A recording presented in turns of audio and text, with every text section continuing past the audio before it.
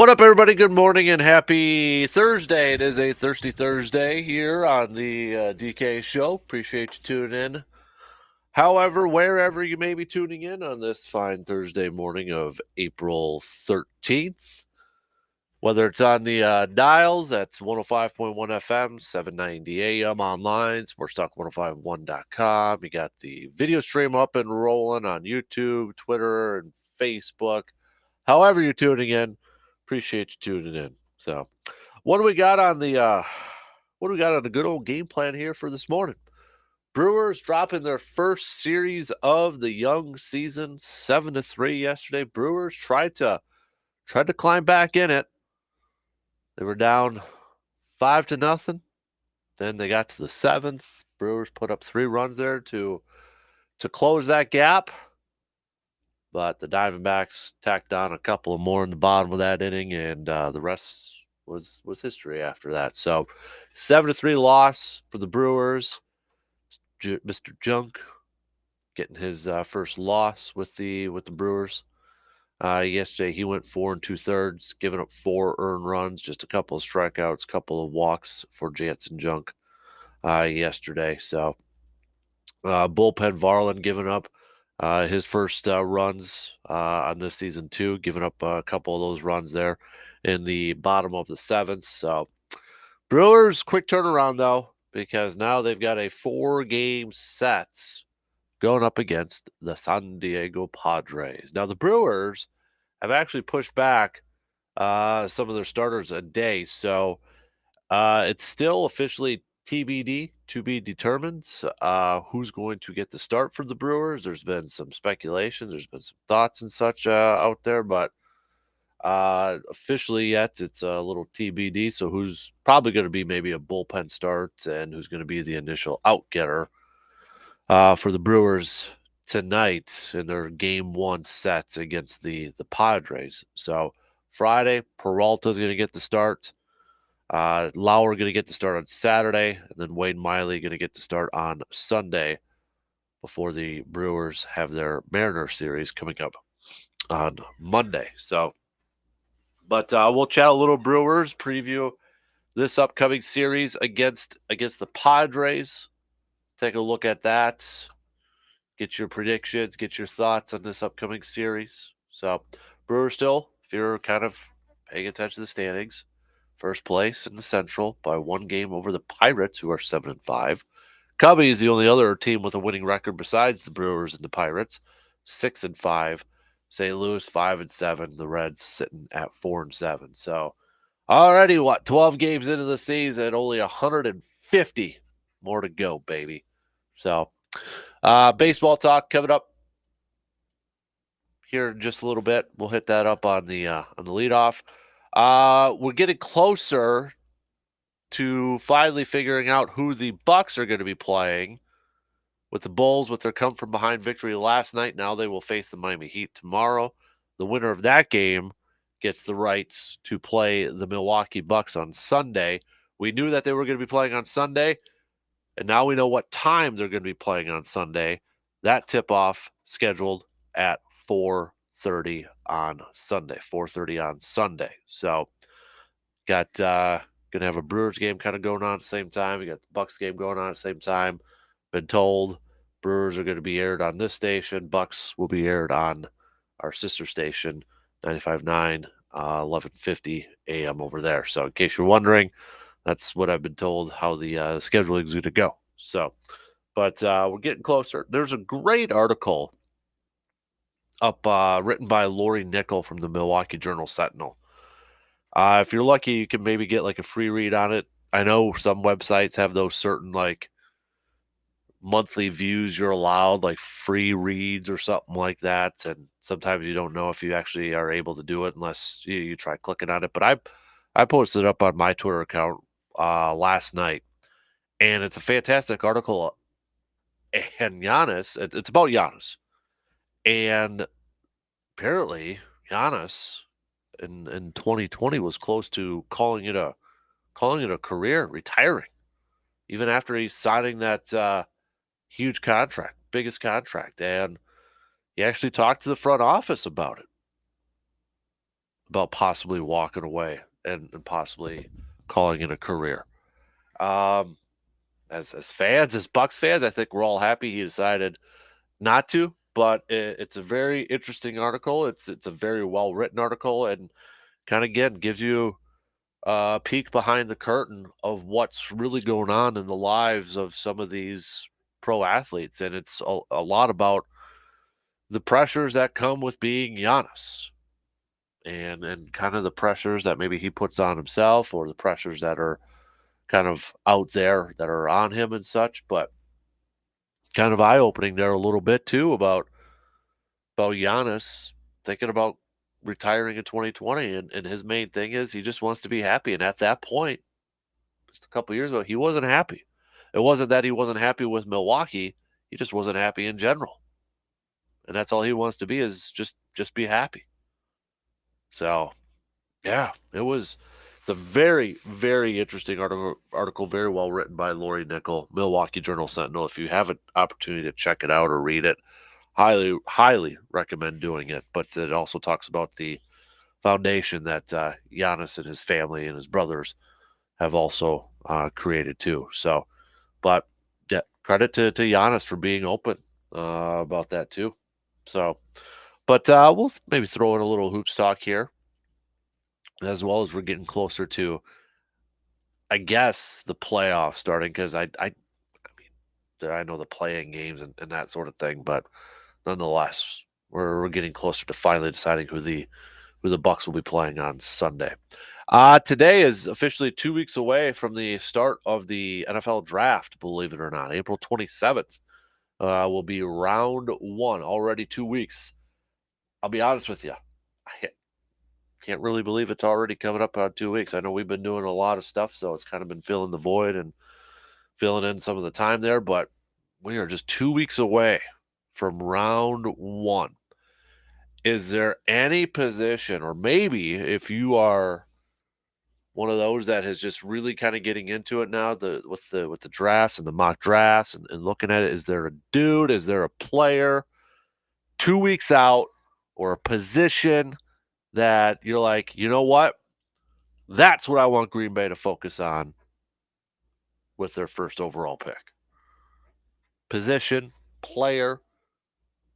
I mean, I'm still 2 weeks out, and I've gone through this and I've looked at it. I feel like they could go a boatload of different ways. I have no good idea. I mean, every year we kind of say this, but I'm looking at this. I'm like, okay, the offensive line, or they go offensive line. I mean, it's tight end too early for a 15th overall pick. It's tight end too early. Wide receiver, is there a guy? All the draft experts say next year's wide receiver draft's going to be a little bit better. So, I mean, do you draft a wide receiver 15th overall when they haven't flipping drafted a wide receiver in the last 20 some years since Javon Walker? Do they go defensive line again? Do they add more to the edge rusher? Do they view a safety as a potential player as high as 15?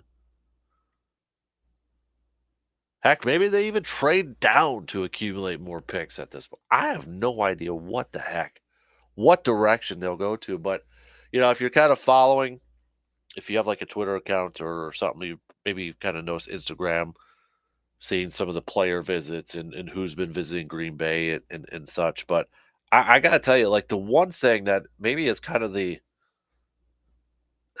thing that's holding, and I only do one mock draft, and, I do it the week of, but kind of look at everything. I think my biggest question, and maybe this is kind of a question for everybody, but my biggest question 2 weeks out is, will Green Bay actually draft a tight end at 15th overall, or do you think that's a little too high? Like, Dalton Kincaid from Utah is like the most popular, I feel like, tight end attached to Green Bay right now. If you look at all the mock drafts, if you look at the majority of the mock drafts, a lot of them have Dalton Kincaid as the Packers pick at 15. The thing that worries me about Dalton Kincaid is the back issue. I mean, just the other day, it was reported that a doctor had sent, like a letter or something, like, to all the teams saying Kincaid's good to go, he's ready to go. He'll be good to go for the season. Great. Awesome. But I still get nervous when you're already having back issues and you're playing the tight end position.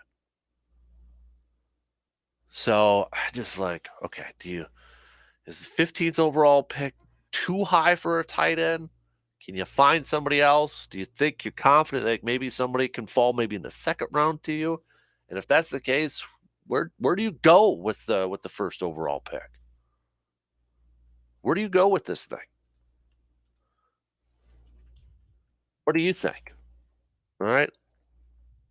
Also, speaking of the Packers, I'm sure some of you've already kind of seen it now, but David Bakhtiari was on a podcast, Bussin' with the Boys podcast, and obviously he has some stuff to say about the whole Rodgers and Packers situation and such, and we'll play the clip, but just to kind of give you a little bit of a taste of what he said. This was from Bakhtiari. Just hear it out. Packers are rebuilding, whether you think so or not. Could they be good? I don't know. Could they be bad? Probably, if you are betting. More people think they're going to be bad than good, right? That's fair to say. So then they're going to be like, we're going to suck anyways.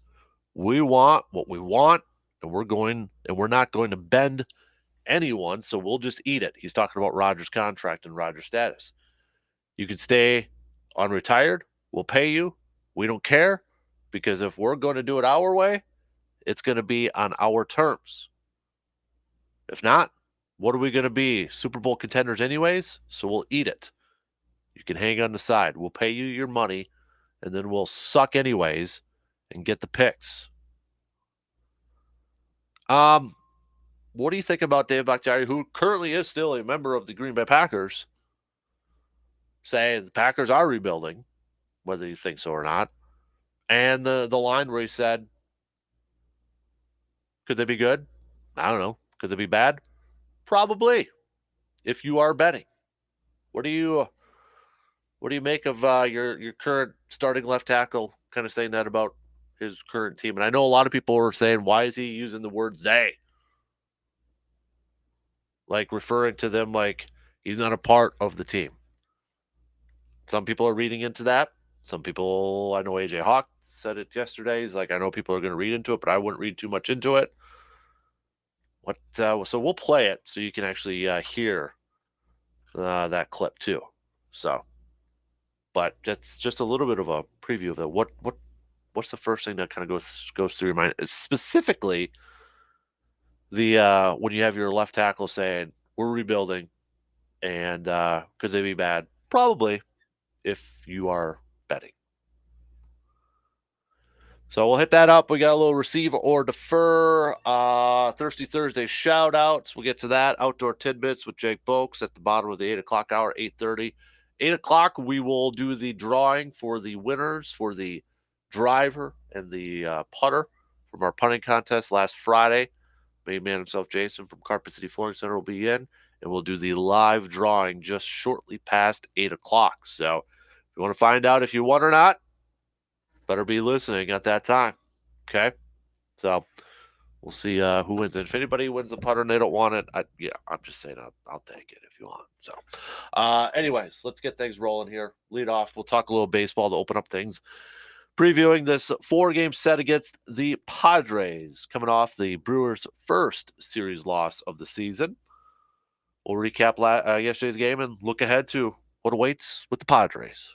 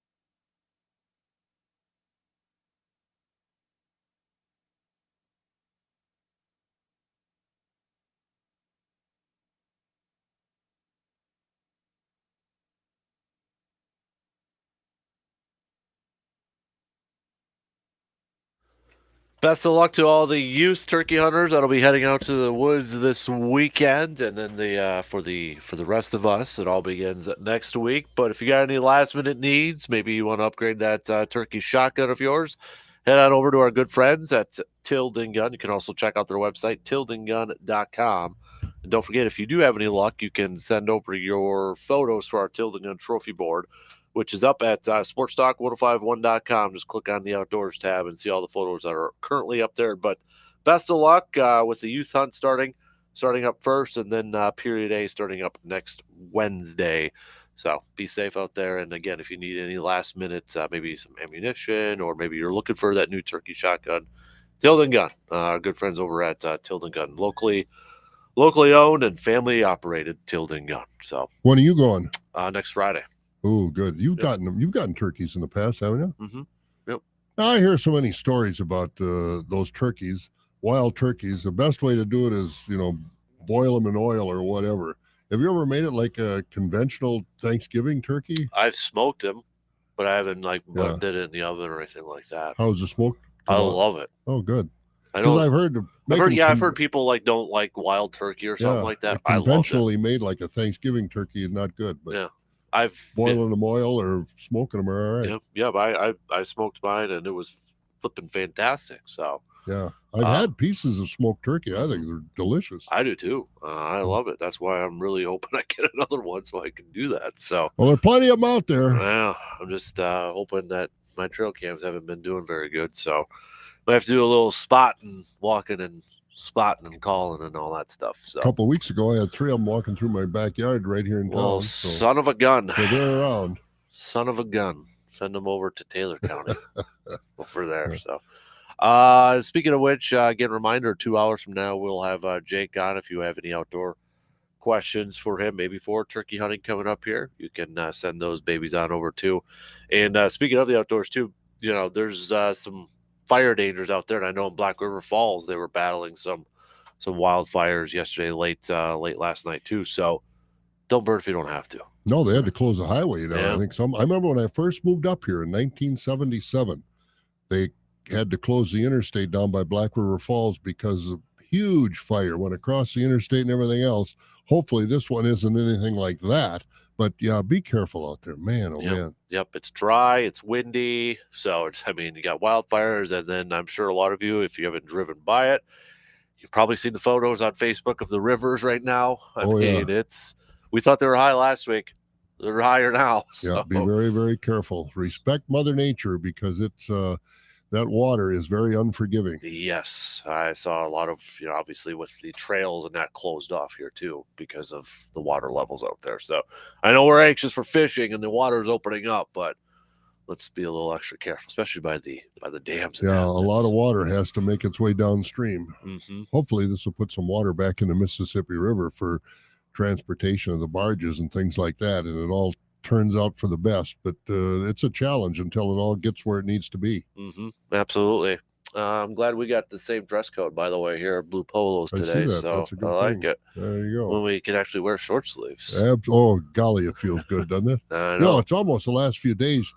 You go outside and you think, now, how really warm is it? And you walk outside and you don't believe it. Yeah. You got to stand out there for a few seconds to realize, hey, it's hot. Mm-hmm. And 89 yesterday. That's by far a new record, probably a new record today too. So enjoy it, because by the kids in the turkey hunt, it's going to be a little cooler. It is. I had a Facebook memory just yesterday too when I was hosting the Packers tailgate tour in Chippewa, and I know that's when they had a snowstorm like a day or two before. Yep. It was a little chilly there too. So it's like, oh, good old Scotty. Good old Mother Scotty. Nature. I remember, and I think I've said this before, being down in college, down at the University in Madison, about this time of the month, I think it was the 16th or the 17th of April, had about 18 inches of snow. Yep. By the 19th or the 20th, it was all gone. Mm-hmm. But boy, it raised havoc for a day or two. Yep. So it's still possible. Yep, definitely. Hey, speaking of the Packers tailgate tour, they're continuing on. I think they're going to be in, Ashland today, I believe. I'll have to double check it. They were up in Superior, but what beautiful weather to be in Ashland, Superior. My goodness. No kidding. So they did leave Eau Claire yesterday morning. Again, big thanks to Clinton Dix for hopping on the show. If you missed that, it's up on our website. If you want What's to he take a doing listen. now? Clinton. He Dix. is he's working for Alabama for Coach Nick Saban, director of player development. I think or something that. Good for him. It was really nice of them too. They did stop in Chautauqua and Cameron to visit the memorials for the police officers and spent some time up there too. So good for them. Yeah, they're back on the road as they finish up this weekend too. I'd like to ask you, maybe where did you get the name Ha Ha? There is a story to it. I don't know I've never off the top of it, but we because I was helping MC the Tuesday night at the Lismore, and I was saying it yesterday. The best part of that whole thing, like I could have asked a bunch of questions. Sure. I wish I could have, but the best part is having the kids ask their questions. Like I was asking because I got a question from a kid. What's your favorite dinosaur? It's stuff. Shout out to the other kid too. He was serious. I think he's like, next year can I play for you guys? I've got my own jersey with my own name on the back, and he showed it. And I challenged Aaron Jones. I'm like, you want to take him on in a 40-yard dash? And Aaron's like, I don't take it light on the kiddos either. So no, but the best part was having kids ask questions. Absolutely, that's the future. And I know over the past years I've emceed the Boy Scouts Chippewa Valley Council, Good Scout banquet where they always bring in an athlete, and they brought in Jordy Nelson and Clay Matthews over the years, and they've encouraged the parents to bring their kids to that thing. It's a fundraiser, but still, it's more fun to have the kids ask those kids questions. Yep, definitely. So that was the best part, and I know I said it yesterday, but I know credit to those kids too. I would have been too nervous to ask a question. So their hands are going up right away, and they don't care what they're asking. So, I love it. Well, they're asking questions that are important to them. Yep. I did. There was one other individual too that they asked because Mark Murphy said that they're probably going to bring in a veteran quarterback, and I almost want to say, you get my job, because he was pressing Mark Murphy's like, who are you going to bring in for a veteran quarterback? And he's like, how about Brett Favre? I kind of caught Murphy off guard there a little bit. That's a good. You listen to the comment and you ask a question about what they said. That's how you're supposed to do interviews when they say something like that. Yep. Who are you going to bring in? Who are you looking at? Good question. Yep. So we had some really good questions out there. Good stuff. All right. Let's we'll get to some Packers talk. 2 weeks, by the way. 2 weeks from today is a draft, believe it or not. I know it. So what's going to happen? I have no idea. I mean, between Green Bay and the Jets. Yeah. I mean, we haven't talked about it, and rightly so, but it's driving. I'll tell you what, it's fun to watch, like Schefter and some of these other guys, because, they're all knowing, but they have no clue what's going to happen here and who's got the leverage, who doesn't have the leverage. So it's fun to watch them kind of stutter and stammer and paw at the ground and not knowing, not having the inside scoop, so to speak. I don't care how many cell phone numbers you have. Yep. You don't have the answers. Right. No, I totally agree. So, but David Bakhtiari was on a podcast the other day, and he had some interesting comments that I read off, but I'll play the clip coming up a little bit later on. And get that's kind of, I've gotten bits and pieces of it, but it's kind of confusing to me. Is he still part of the Packers? Is he not? I don't know. Kind of what his attitude is. Is he getting a Aaron Rodgers type of attitude? Or I don't know. I mean, these guys they got pretty good contracts. Yeah. I mean, you don't start bad mouthing the boss, and if that's what he's doing, I don't know, because I don't understand completely what it's all about. I'm not. Yeah. I'll just say it kind of like, I was thinking about this last night. I was talking to a couple of people about it. I'm like, I don't know if I necessarily like what he, I appreciate the honesty, but I don't think a guy like Aaron Jones would be going out there publicly saying stuff, and just maybe I'm over analyzing it or something, but and I don't understand. I haven't heard much of it. I heard bits and pieces, so I don't, have a position, because I haven't really understood what he's saying or trying to say. Mm-hmm. Yeah, so we'll play that clip and kind of get everybody's thoughts on that. But Brewers dropping their first series of the young season to the Diamondbacks yesterday. Jansen Junk getting the start because Brandon Woodruff was placed on the 15-day injured list. Now, again, as we were saying yesterday, Counsell and Brandon Woodruff were downplaying it, thinking it would be maybe not even the full 15. But I think anytime you hear pitcher and shoulder, you get nervous. I don't care if it's minor or anything. You just hope it's something that doesn't linger. But Woodruff was supposed to get the start yesterday. Woodruff has had a good start to the season so far here too. And with that too, the Brewers have actually pushed back their starters, so it's still a TBD who's going to start today. Peralta's going to get to start tomorrow, which if they would have followed the same schedule, he would start today. So it might be a bullpen start, that sort of thing. But where are they, in San Diego? San Diego starting a 4-game series with the Padres starting tonight. So, but I mean, we knew the Brewers probably weren't going to win every single one of their series this year, right? And you'd like that to be the case, but nonetheless, they fall yesterday, and then quick turnaround. They don't even have any off days until it's the schedule right there, the 20th. So yeah, that's a rough schedule. Leaving it's all right West from Coast Milwaukee right now, and going out there and playing the very next day. That's a tough schedule. Yep.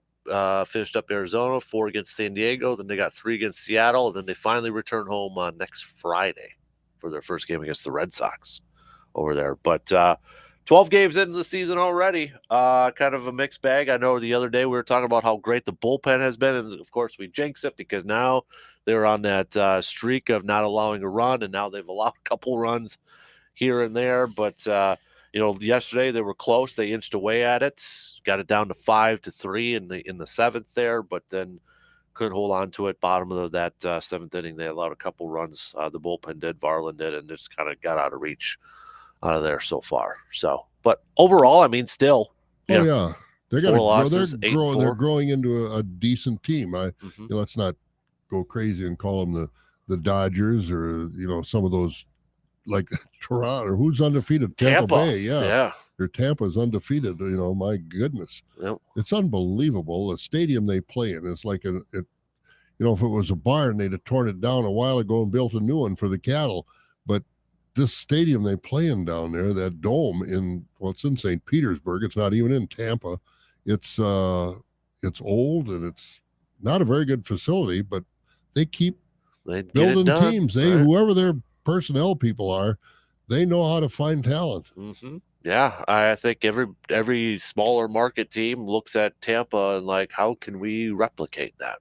I know they haven't won a World Series, but they keep putting themselves in position to go win a World Series, championship. And you look at the guys that have started with those guys have signed with other teams that have gone on to win World Series, thanks in part to some of these players, but they've got a nice formula for developing talent. And I think that's where a lot of excitement initially came, because Matt Arnold came from Tampa Bay, came from the Rays before David Stearns hired him a few years ago. So I think there was that excitement. It's like, okay, you're getting a guy that worked for the Rays, and you'd think the Brewers are kind of a similar type of structure over there too. So, and it's still early. We're 12 games into the Matt Arnold era.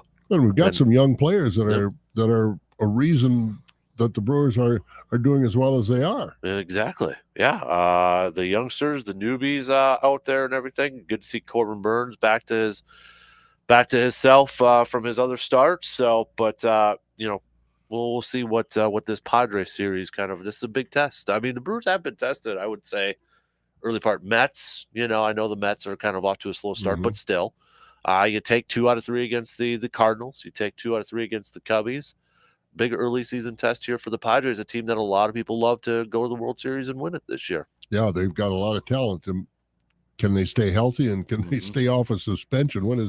I don't know when Tatis is coming back because he's on suspension. But you got Machado and you got Soto and you got some pretty good arms out there. And Josh Hader's still with him, isn't he? Yep. Yeah, and so some of the other arms they've got starting pitcher, they got a nice team. There's no question about it. So, yeah, it's going to be a struggle out there. There's no question. Anytime you go to the West Coast, it's you're just so far out of your element, your time zone. It's just tough to play that far away on the road. Mm-hmm. For that length of time too. Yes, the Brewers will avoid having to play Tatis because he could make his debut on April 20th. I was just reading there, so they will avoid potentially going up against him there. So, but No, I mean 8-4. It's 12 games in. We got only 150 left to go here. Yeah, we're not going to jump off a roof yet. No, not after a series loss to the Diamondbacks and such. No. But I will not to kind of keep rehashing the Brandon Woodruff thing though. But I am a little concerned that hopefully it's nothing too serious. I mean, I don't know if have they explained what the problem is? Is it inflammation? Inflammation. They're calling it inflammation, and they were saying like it just wasn't recovering as well as they were hoping it would after his previous start, which hopefully it's nothing to linger throughout the season because that changes the whole, I think, the starting rotation at that point. Well, look at the guy that pitched last night. He didn't do bad, but he's not Brandon Woodruff by any means. So I was picking up Hudson, and I had the game on the radio. Yeah. And he heard them say Jansen junk. You want to know what Hudson's response was? What? They call him junk because he's a bad pitcher. I'm like, oh, you're probably not the first, person to kind of, throw that out. That'd be a heck of a name to have to live with, right? Yeah. And they were actually having fun with, before I picked him up there, the announcers were talking about, and they actually gave a shout out to JP because they were talking about some of the best names for pitchers. And they brought up JP Fireeisen, it's that sort of thing there too. But it's like, that was the first thing out of Hudson's mouth. That pitcher, they call him junk because he's a really bad pitcher.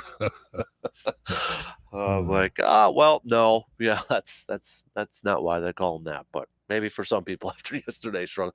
But I wasn't expecting Jansen junk to go out there and throw 8 innings of scoreless. No, ball or anything like that. But having watched some of pretty good share of baseball the first part of the season and when they were at home, and then watching some of this Arizona series, they look like kind of like two different teams as far as, I don't know, enthusiasm, or I don't know what it is, but it looked like they weren't as up as they are at American Family Field. And and when you're a professional team, you've got to be up every time you play. You can't afford, even if you're a rookie or whatever the case may be, you can't afford to be, well, we're on the road, so we got the crowd against us and this and that. You can't think that way. And it just seems to me that there was a lack of enthusiasm in this Arizona series. I mean, they were trying hard. But it's just a difference. I don't know, just a feeling I had watching them. Well, I mean, even if you go back to the Corbin Burns start, it could have gone either way. I mean, the Brewers were no hit through 7. Yeah, I know it. That could have easily gone to a no decision or even a loss from Corbin Burns. I mean, it took till Willie Adames to break up that no hitter with his home run, and then the floodgates kind of opened after that. So I mean, that was just a couple of innings there where not that far off. It could have been a sweep from the Diamondbacks if you think about it. Oh, there's no question about it. But and that's what they got to stay away from. Mm-hmm. You can't get swept. You've gotta be competitive, and you gotta win. You gotta win on the road. Mm-hmm. So we'll see what for today, or I should say for tonight, how it's going to kind of play out here. But again, it's officially TBD right now on Brewers.com. I know there's been some thoughts out there who it could be or but it probably is going to be the initial outgetters sort of thing, and kind of throw it out that way. But Martinez is the pitcher that the Brewers will be going up against. Nick Martinez, not a ton of experience with the Brewers lineup going up against him. I mean, you're talking about just a couple of guys with some experience, but Christian Yelich has the most experience, 7 at-bats, hitting .429 against him throughout his career. So we'll see if Yelich can continue that. Right now, Yelich this year, so far, where's his numbers? Hitting .245, 1 home run, 4 RBIs, 7 walks, but 21 strikeouts. That's right what's now. A killer. That's pitches he's striking out on are just wow. Come on, I don't know what his problem is. Your eyesight for balls and strikes isn't affected by a knee or a bad back, so I don't know. Now maybe his swing is, but he's taking some pretty good pitches, and he's offering half-heartedly at some pitches that aren't all that good. But it's just amazing to watch this guy's drop off, and hope that whatever it is, he can turn it around sooner rather than later because Yeah. they need him. Yeah, because he has the second most strikeouts in all Major League Baseball right now. Which the number one leader is Matt Olson. But here's the thing: Matt Olson has played one more game, so Matt Olson has 22 strikeouts, first baseman for Atlanta. He's played one more game, but the other thing is with Matt Olson, he also has 4 home runs, 5 doubles, a 294 batting average, and a 1.037 OPS. And I don't know if Counsell is thinking about moving Yelich out of the top of the batting order so you can, I don't know, hide is the right word, hide him in the order someplace so that maybe these pitchers aren't focusing on, he's a former MVP. I got to really buckle down on this guy. Comes up as the 5th or the 6th place hitter in the lineup, that's not your star. Maybe that'd help him. I don't know, but I'd like to find something that would snap him out of it. But the strikeouts are what really bothers me. Mm-hmm. Yeah. Because you don't put the ball in play. You don't put any pressure on the defense. Right. I mean, you're supposed to be a table setter at the top over there. So, maybe they move a guy like Bryce Terang eventually up there, a youngster with the speed and doesn't strike out as much. Maybe you put somebody I think like that he's up there, destined to be a leadoff hitter. I do too. And I don't know what they're going to do with Weimer. I'm sure how they pronounce his last name. Weimer. I think he's got a future on that team right now. Mm-hmm. I don't think he's one guy that they can ship down. I mean, they got some nice players that have contributed early on. It's just that you got to contribute for 162 games. Mm-hmm. You don't contribute for 30 at a time and then take 30 off. You got to, winners contribute every game. Yeah, you look at Yelich's strikeout numbers compared to the rest of the ball club. The next highest is Garrett Mitchell at 14. I mean, you're talking 7 more strikeouts than the next highest guy. Now, I'm sure, I don't know how many games Mitchell has played versus Yelich. So 12 and 11. How much? 12 and 11. Okay, so, yeah, Yelich is way over the top for where he should be in strikeout numbers. There's no question about that. Yep. Brian Anderson's got 13, but he's played in 12 too. But Brian Anderson, again, has been doing double-digit RBIs already. So, yeah, the strikeout number is just a skosh too high right now. Maybe a little bit more than a skosh. Yeah, more than a skosh. More than a skosh. So, but William Contreras, we should give him a little bit of a shout out to the new catcher because he's been hitting really well as of late. So far this year, 364 batting average, a 424 slugging, and you look at his last 7 games too. This is where it's really skyrocketed. His last 7 games, he's had 10 hits. Including with 3 walks under 400 batting average, a 480 slugging, and a 464 on base percentage. Yeah, and he's one guy that wants to hit. He wants to hit the ball, and he puts it in play. Mm-hmm. So there was a lot of talk too about his again, kind of like Omar Narvaez a couple years ago. There was some talk about his defense and framing and such, but from all accounts, that's even gotten a little bit better this year, too. I know Wade Miley, his second outing, who was singing the praises of Contreras back there, saying it was a lot of fun, and just that's the other part of this, too, is developing that connection with those pitchers at this point. Oh, absolutely, because the new catcher, and you got Burns, and you got Woodruff, and you got Peralta that have been there, for quite a few years and have been pretty dependable in that lineup. You bring a new catcher in, yeah. Well, but that's what spring training is for, too. Yep. Yeah, and only 25 years old. Craig Counsell saying he's off to a great start, and that's good for a young player. He's going to be out there a bunch, and it's good to have an offensive presence as a catcher. That's always a bonus, and I feel like we've got one so far. So Junk said he knows me pretty well after a very limited time. He calls a good game, and I already feel like we're on a good page. That was from Junk the other day, too. So, but, yeah, he's 12 games in, and a lot of guys we've been kind of already highlighting them for their offensive numbers, the newbies and the youngsters so far. Yeah, and I think this is going to be a fun team to follow. I hope these young kids, the rookies, don't go into a swoon here, and they can really be top performers all year long. I think this team's going to be very competitive. Yep. All right, let's take a quick break and then we'll talk a little hoops. We're getting closer to finding out who the Bucks are going to play. We at least know what time they're going to play on Sunday now. I can't figure this thing out.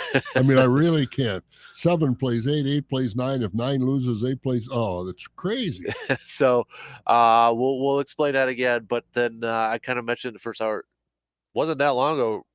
Giannis might have retired a couple years ago, according to Giannis himself. What? Yeah. This is a great article from Lori Nickel from the Milwaukee Journal Sentinel where she talked to Giannis. We'll tell you about that coming up here too. But yeah, a couple years ago, he even went to the front office and said he was thinking about retiring. Never heard that. But we'll take a quick break and hit that up, and we'll explain the playoff scenarios right now. Quick break. We'll be back in just a couple minutes.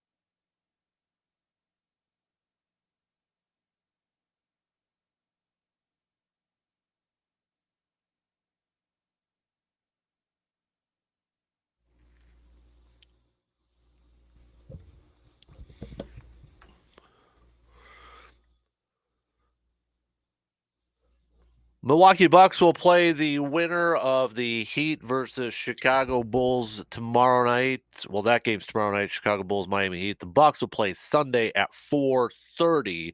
The winner of that game.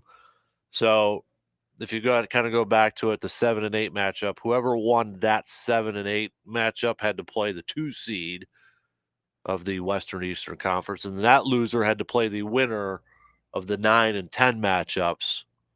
And that's kind of, the winner of that game then plays the 8 seed. That's how it all kind of plays out here. So in this case, for the Bucks, they will play the winner of either the Miami Heat or the Chicago Bulls on Sunday, 4:30. Sunday at 4:30 is the scheduled tip time.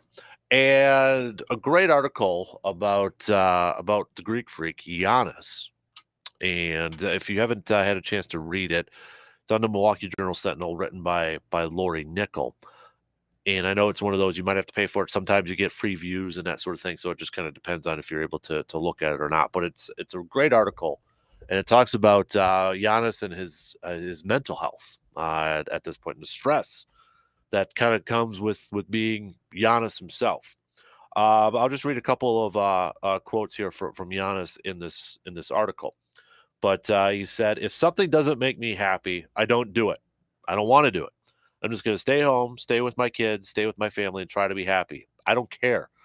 And this was right when I signed the largest contract in NBA history. In 2020, I was ready to walk away from the game. I had the conversation, yes, with the front office. And, very normally, everybody is looking at me like I was crazy.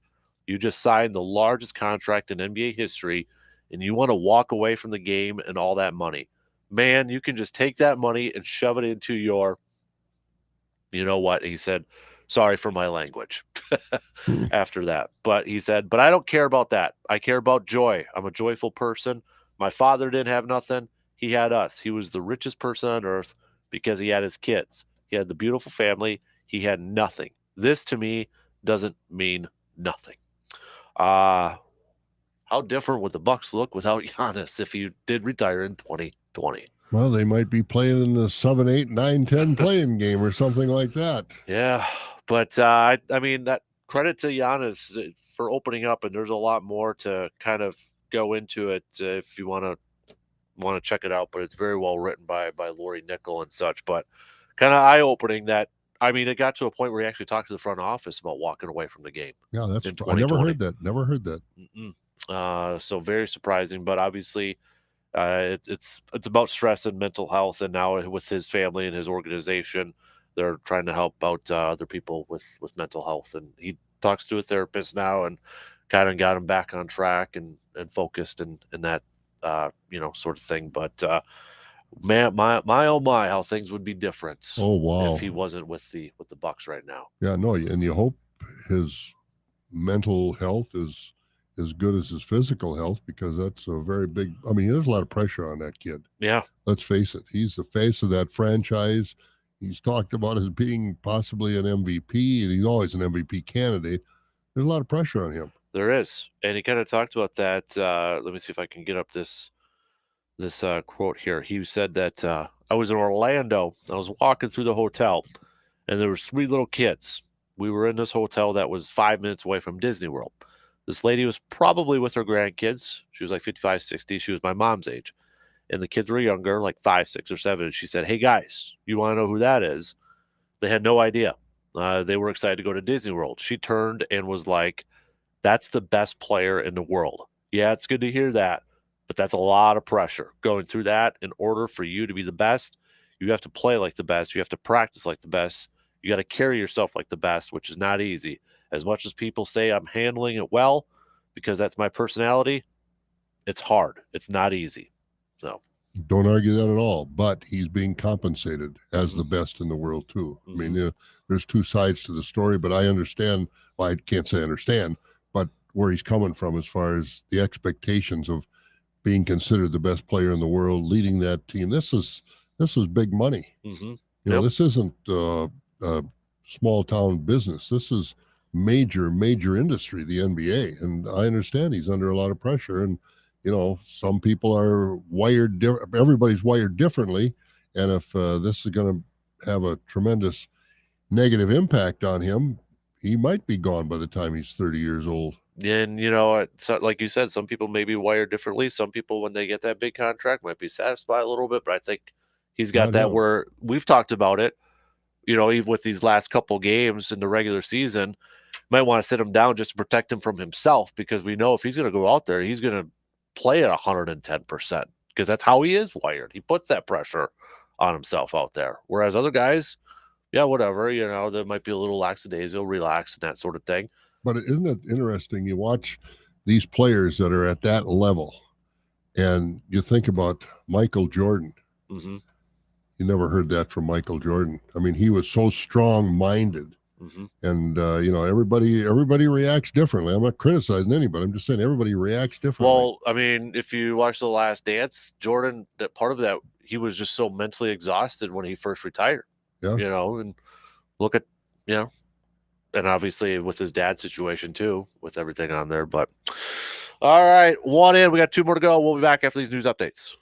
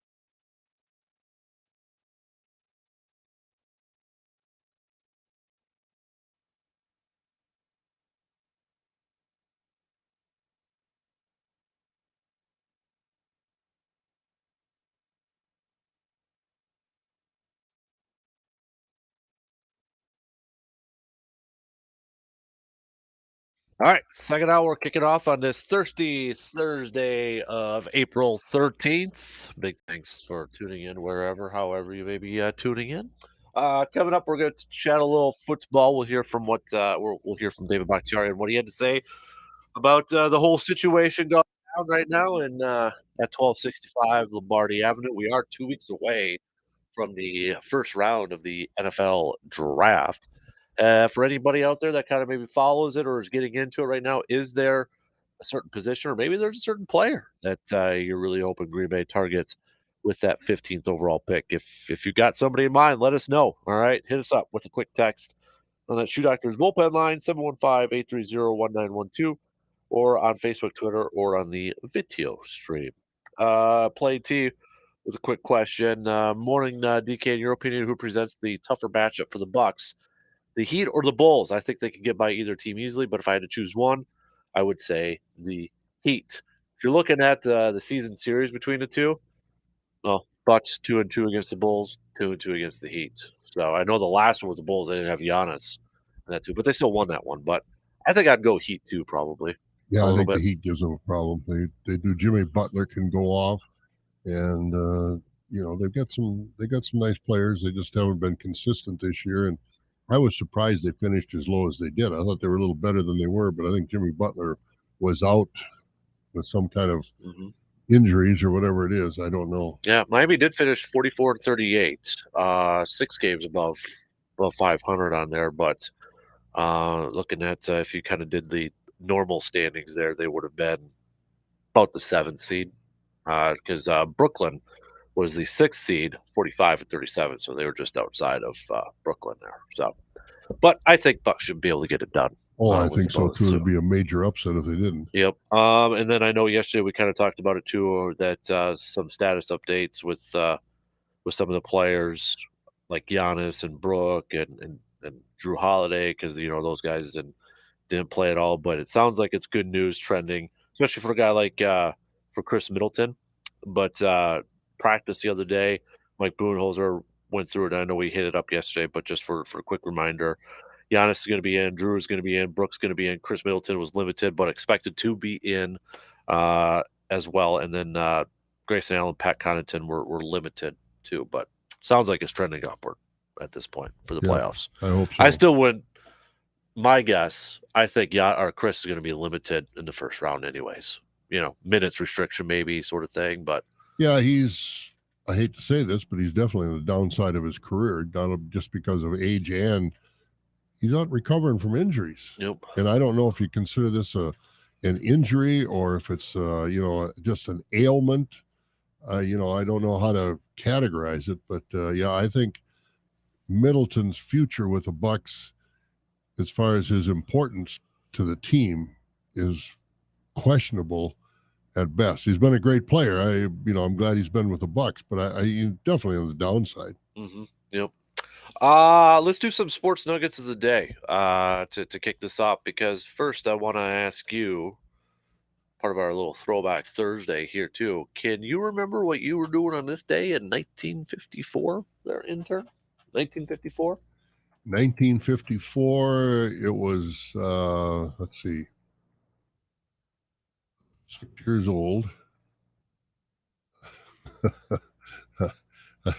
I don't know. I was going to probably first grade or something like that in school in the springtime, probably on the playground, worrying about playing ball on the playground at recess. Well, it was this day Hank Aaron made his debut with the Milwaukee Braves. Yeah. 1954. Yeah, I remember Aaron came up. Yep. He went hitless. Played here in Eau Claire before that. Yep. So, yeah. Went hitless in a win against the Cincinnati Redlegs. Looks like this was opening day too, April 13th. Over there. So very well could have been. Eddie Matthews hit a couple hits, couple of RBIs with Andy Pafko also played in this game. How about that? Mm-hmm. He had 3 hits and an RBI on there too. So, but made his debut to this date, 1954, Mr. Hank Aaron. And the rest is history, as they say. Nice little throwback. Hard Thursday. to believe he's gone. Yeah. Nice little throwback Thursday here, though. 1957, the Celtics won their first NBA championship. They beat the St. Louis Hawks 125 to 123 in Game 7. We got 1963. The Mets played their first home game. The game was played at the Polo Grounds. That's one place I wish was still around that I could visit, was the Polo Grounds, just because of all the history, like all the athletic history there. Well, the Polo Grounds, Ebbets Field, Comiskey Park, I mean, Crosley Field, Forbes Field, just so many of those old stadiums. Yep. A lot of firsts on this day. 1963 as well. Pete Rose got his first hit in the major leagues, and the rest is history. We got, let's see here, Jack Nicklaus. This was the 86 Masters when he won his 6th Masters. And then in 97, some dude named Tiger became the youngest person to win the Masters tournament at the age of 21. Also set a record when he finished at 18 under par. So the good old days for Tiger. Yep, exactly. And I remember people talking about Tiger, the way he could whip his body around and put so much pressure on his back. How long is that kid going to be able to do that before it all comes crashing down? And the thing is, his back has been a problem, but it's his legs that have caused him more problem, I think, than his back. Did you see the Masters clip of him where it was like downpouring, but that one clip, it looked bad. I was just like, ooh, that's the lasting image I think I have of the Masters, is watching that. That was a precursor of, that he wasn't going to play. I mean, he couldn't walk, because that was the day they had to play more than 18 holes, and it's just not going to happen. No, and then I don't know if you saw what Jason Day said the other day. Was it last year's PGA Championship? Tiger actually played with a screw in his foot that pierced his skin. Oh, jeepers. Yeah. I'm like, oh Lord. I give the guy credit, I mean, just to be out there and playing, but dude, at some point, when do you stop putting your body through stuff like that? Yeah, for the good of the game, and you hate to think that it won't be long and Tiger will be one of those honorary starters like Jack Nicklaus and Gary Player and Tom Watson. Yeah. You don't want that to happen. And, and the other part of me is like, Phil finished tied for second. Phil's older than Tiger. Oh, yeah. So it's like, okay, Tiger could still do this, but his body's like, it's not a 47-year-old. It's 60, 70, something out there. It's just, it stinks, It does. And Phil played a wonderful Masters. Yep. And he's remade his body. He's a different looking Phil Mickelson. He is. You know what? Shout out to you. You actually got your John Rahm pick right. So eventually, I keep picking him for every one. But the one thing, and I'm not an expert on this by any means, but you watch John. I've watched John Rahm. I watched him play in Hawaii, and I watched him. The kid, like they say, he's got a golf swing that's different, but he owns it and he knows his golf swing. Rory McIlroy right now, I don't know why people were picking Rory McIlroy to win the Masters, because he just, they talk about he shortened his driver, so he really had his driver under control. But the last couple of weeks he hadn't, and he wasn't coming into the Masters in good form, I didn't think. And I was surprised that he didn't make the cut. I'm surprised he didn't play better than he did, let's face it. But I wouldn't have put money on Rory McIlroy to win the Masters at all. There were about 5 other guys. Rahm and Scheffler and Sam Burns was coming off that win in the match play, and a few other people that I thought had a better chance to win the Masters than Rory McIlroy. Now he's dropped out of the Hilton Head tournament this weekend. RBC Heritage? And I don't know why, but it's costing him, I don't know how many millions of dollars, because it's one of those designated tournaments now that these guys have got to play. They can only opt out of one. Well, this is the second one already that he's opted out of. And they don't say anything about, you do it obviously with an injury, but they don't say anything about an injury to Rory McIlroy. So why he dropped out, I don't know. Frustration over his game, I would assume, but I haven't heard anything, and I don't know if he's talked about it at all. Yeah. One guy who is playing in the RBC is John Rahm. Did you hear what he had to say why he's still playing in this? Because he called it a demanding week at Augusta National. He said, it did cross my mind about dropping out, but I made a commitment earlier in the year, and I want to honor that commitment. And he also said, talking to my wife, I put myself in the shoes of not only the spectators, but the kids as well. If I was one of the kids, I would want to see the recent Masters champion play, good or bad, just want to be there. Good thought process. I love that. You bet. Love that He's thought not process. taking, what do they call it, load management that they do in the NBA? Mm-hmm. Yeah, because very rarely do you see one of these big time after a master or after a major championship play the following week. Well, there are a lot of players there. He's there. Scotty Scheffler is there. Jordan Spieth is there. I mean, they're all the top players are there. Patrick Cantlay. I mean, they're going to be It's going to be a good field. Says here, Rahm will be the first golfer since Jordan Spieth in 2015 to win the Masters and go on to compete at the RBC Heritage at the RBC Heritage this week. Yeah, so good for him. Yep, doing it for the kiddos. I like that mindset. So, absolutely. But I'm sure you already heard it too. The Masters final round ratings highest 5-year high. Mm-hmm. I have a question for you. Oh boy. And I suppose you could say receiver defer. But watching the Masters coverage from the middle of last week until it was over. Receiver defer, it was so overdone with talking heads and not enough action. There was a lot of people kind of wondering, because there was a lot of people, at least on the internet, kind of complaining about the fact that they weren't following some of the leaders, and those leaders happened to be Brooks Koepka, so maybe some of the live guys, and kind of focusing on others. Was that done on purpose, sort of thing? I just think there was too much sitting around in these armchairs, 3 or 4 guys, Mike Tirico and Chambly and Steve Sands and Brad Faxon and these other guys talking about the game. Show us the game. Yeah. I just thought, I don't know if I'm sure it's network contracts and all these other things. Also, one other thing, did you notice that was not there? That the chairman of Augusta National didn't have an announcement that said, we appreciate your watching the game, the importance of the Masters, and we will bring it to you with fewer limited commercial interruption. They didn't have that this year. You're right.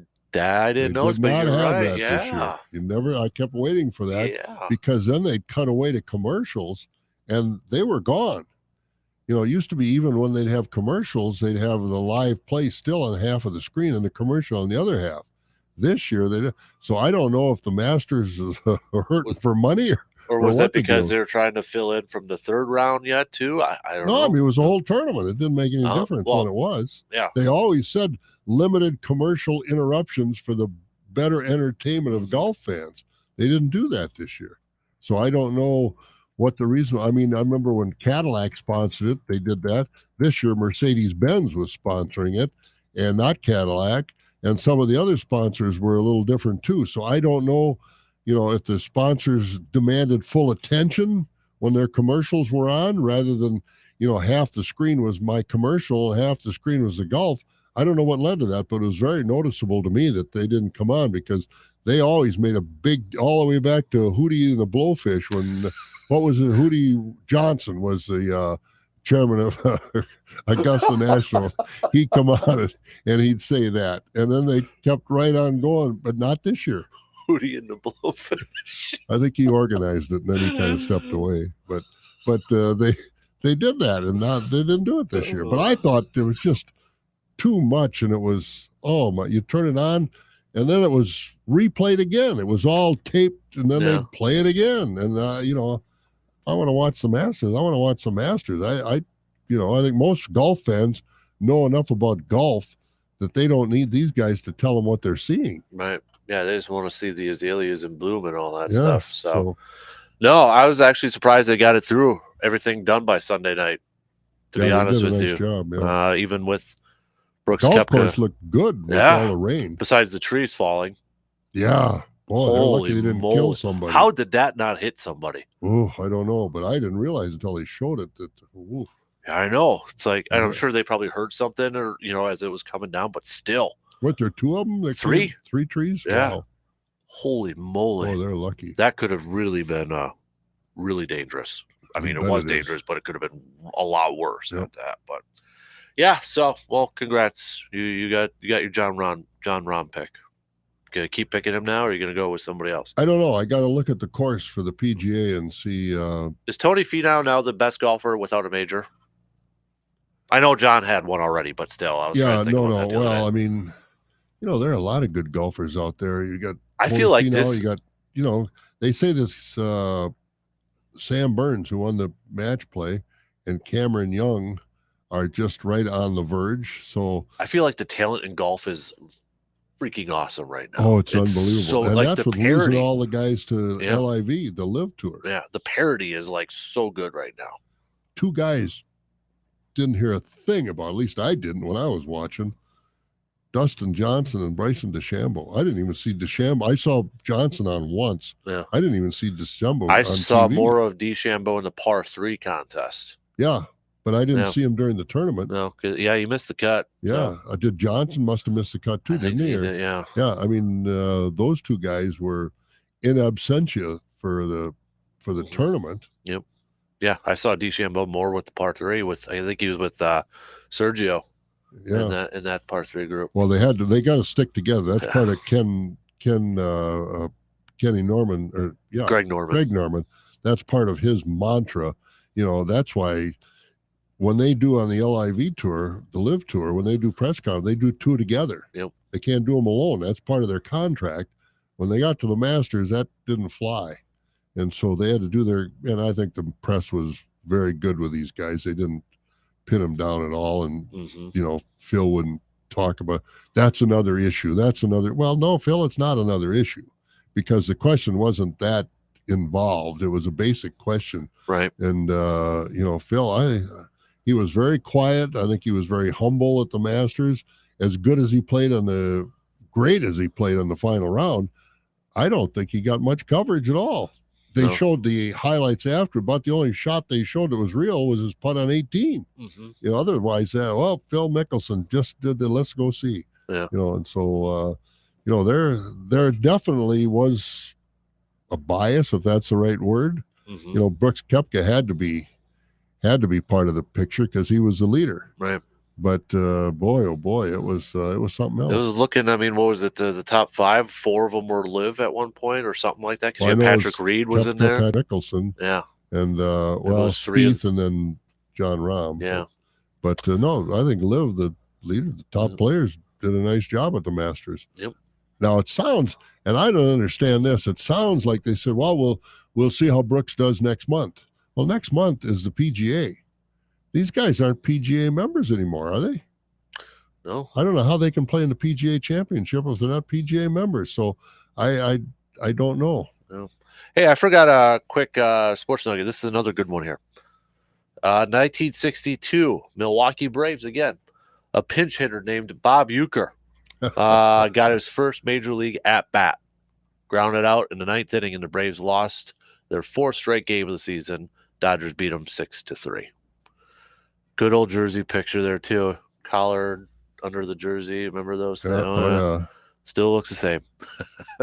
What a career. 1962, guys, first major league at bat. So, yep. All right, tell you what, let's take a quick break. And if you haven't heard what Dave Bakhtiari said on a recent podcast, Bussin' with the Boys, we're going to play a clip from that. And I want your reaction, your instant reaction, Packers fans. What do you make of what Bakhtiari had to say about something that's going on with the Packers right now? I think we all know what it is. Plus, with the draft, first round, 2 weeks away from today, is there a player, is there a position that you would really like to see the Packers address in the first round? Let us know. Hit us up with some texts at that Shoe Doctors bullpen line, 715-830-1912. Quick break, and we'll be back in just a couple minutes.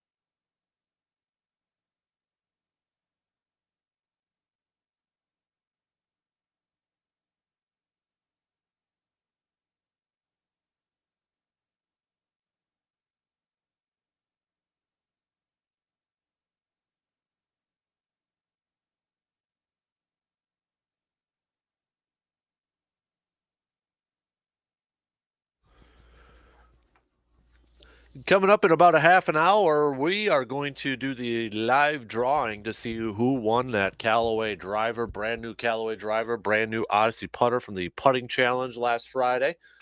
Main man himself, Jason from Carpet City Flooring Center, will be stopping by, and we'll do the live drawing right on air to see who won me a new putter.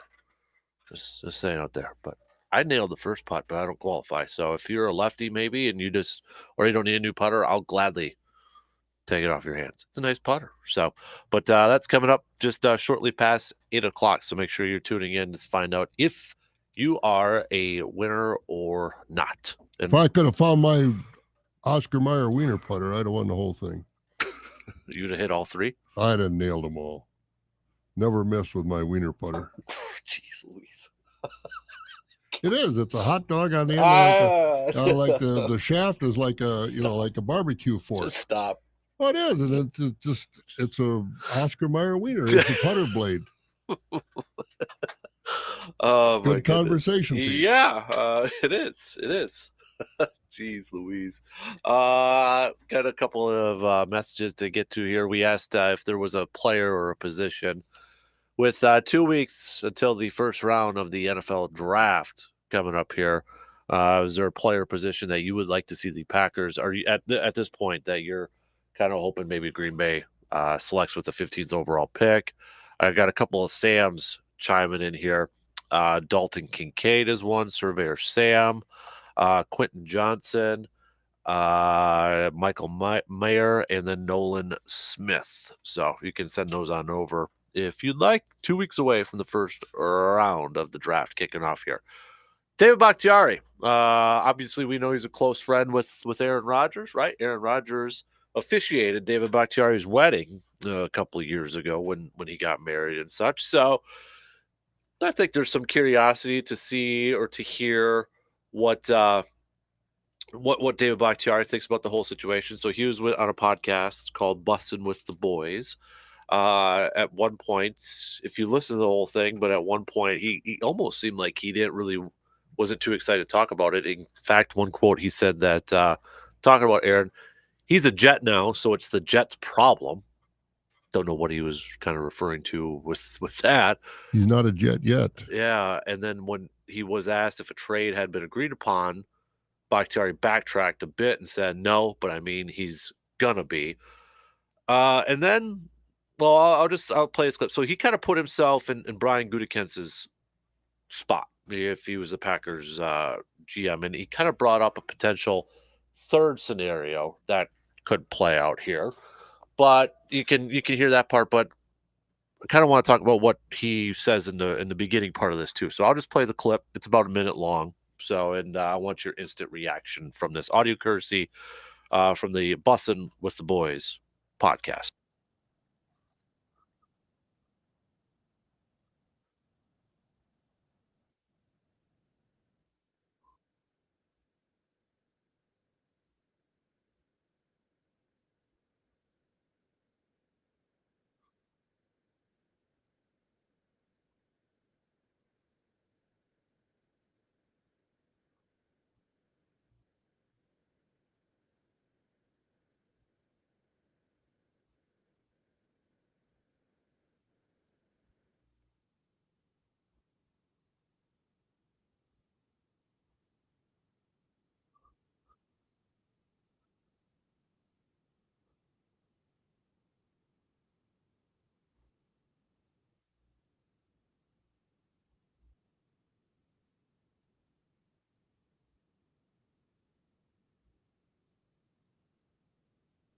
All right, so that was just a little bit there. The scenario was played out is essentially like if the Packers essentially don't get what they want, they could hold on to Aaron and just eat his salary. That's why he kept saying eat it, eat his salary, and sit on the sideline, that sort of thing, or whatever have you.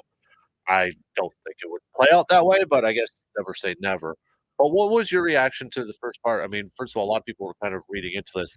He kept referring to the Packers as they, even though Bakhtiari is a member of the Packers, and some people were like, "Well, why are you referring to them as they and maybe not like a we or us or something like that?"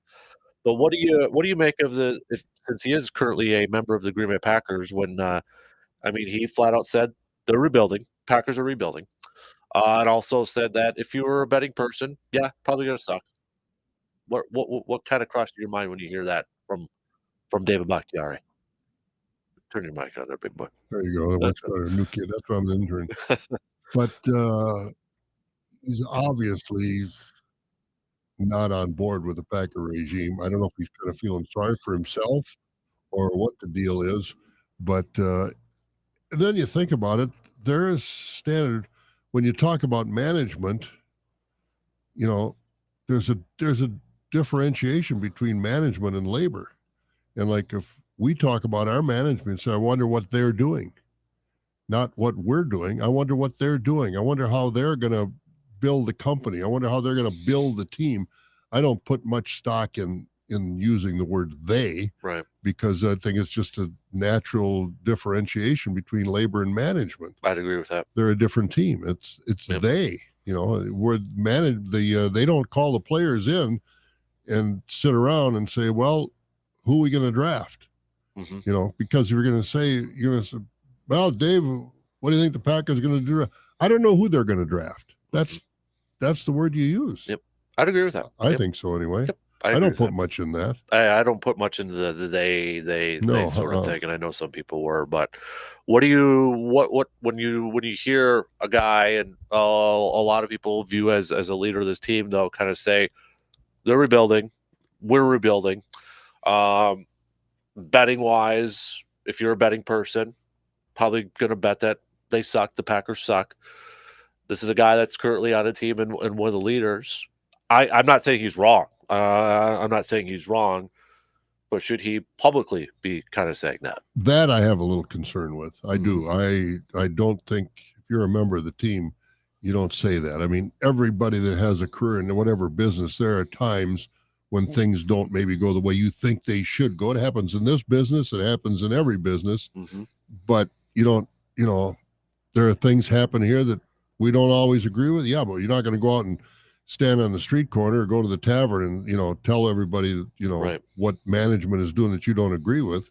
Right. So I'm a little disappointed in that. Yeah, that was the thing that kind of stood out to me mostly was like, okay, get it, Aaron's your buddy, and at the same point, I mean, is that almost kind of an indirect, and maybe again, I'm just reading way too much into this, but is that almost kind of like an indirect, like not a lot of confidence in Jordan Love sort of thing?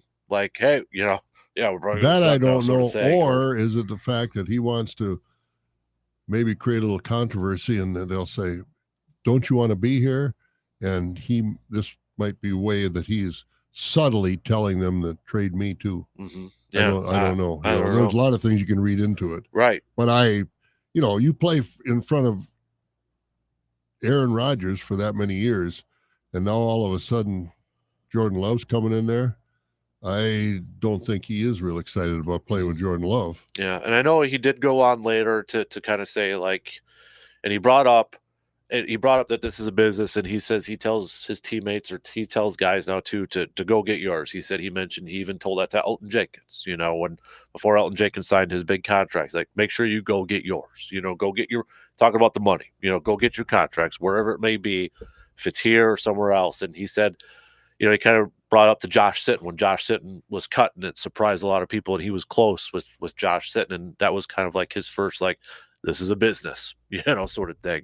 This is going to happen. Things like this are going to happen every year. So, obviously he's probably disappointed Aaron's not going to be there, or a guy he's really close with, but he understands this is also a business aspect to it too. I think every player outside of Lamar Alexander understands that this is a business, and you got an agent, and an Lamar agent's Jackson, or both Jackson. I'm sorry, and this is a business.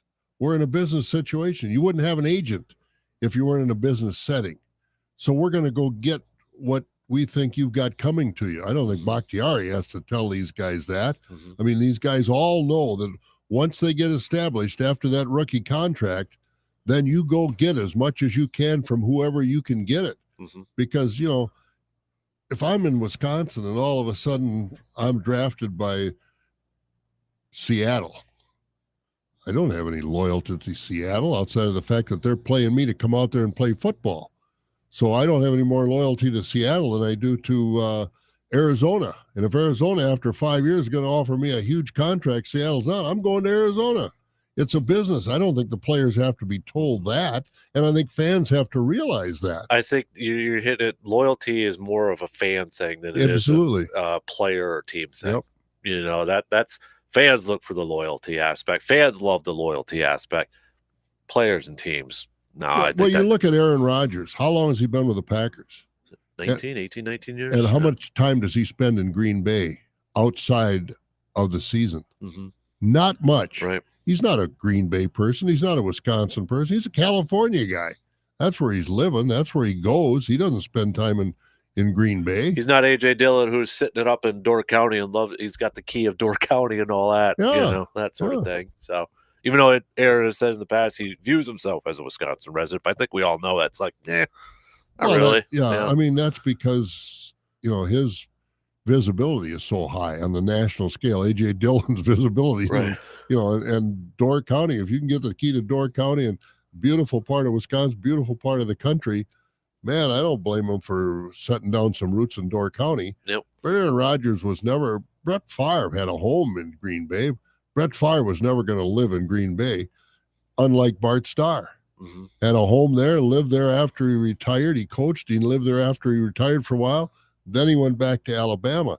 You don't have many of these players that do that sort like of a Leroy thing. Butler who's still staying in Wisconsin, exactly. John Kuhn, those type of players. Yeah, there's some of them, but they know it's a business. Right, yeah. And their loyalty is to themselves and their family, and rightly so, just like yours and mine. We're loyal to our company, but, you put your priorities, list your priorities 1 through 5, family, security going to come before company. Yeah. Right. It's only natural. It's only human nature. Yep. Yeah, absolutely. So, but, the third situation that he kind of played out there too, I agree with him. I don't think it'll get to that point. I know some people have kind of thrown that out there as a possibility. The longer this kind of drags out, and, Green Bay financially doesn't have to pay him anything until September, the first week of the regular season there. But I don't think Green Bay wants to get to that point. I don't think so at all. Murphy would be, looked at as Murphy and Gutekunst would be looked at as two guys that, do you know what in the world you're doing? Right. Can you imagine? Has there ever been a Rodgers is still on this team and Love is a starter and he gets hurt about week 2 or 3? Now, where is Aaron Rodgers' interest going to be in playing for this team? Mm-hmm. Not going to be very high. Has there ever been, I kind of made a joke about this the other day on the internet, but I can't think of another trade where both teams have publicly acknowledged it. Both have confirmed it. The player has confirmed it, yet it's not done.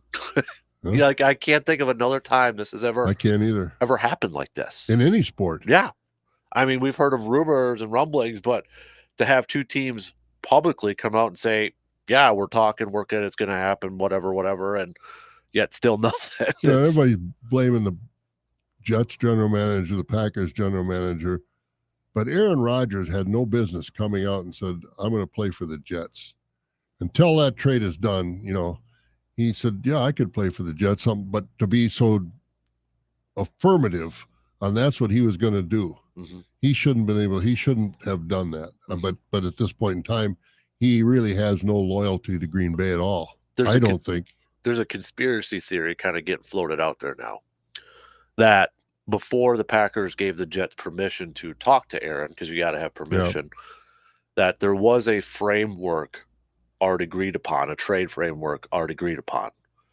And now there's a conspiracy out there saying when the Jets and Aaron talked, did something happen? Because we know after they talked, what did Aaron do? He went on Pat McAfee and noted, I was 90% thought I was going to retire.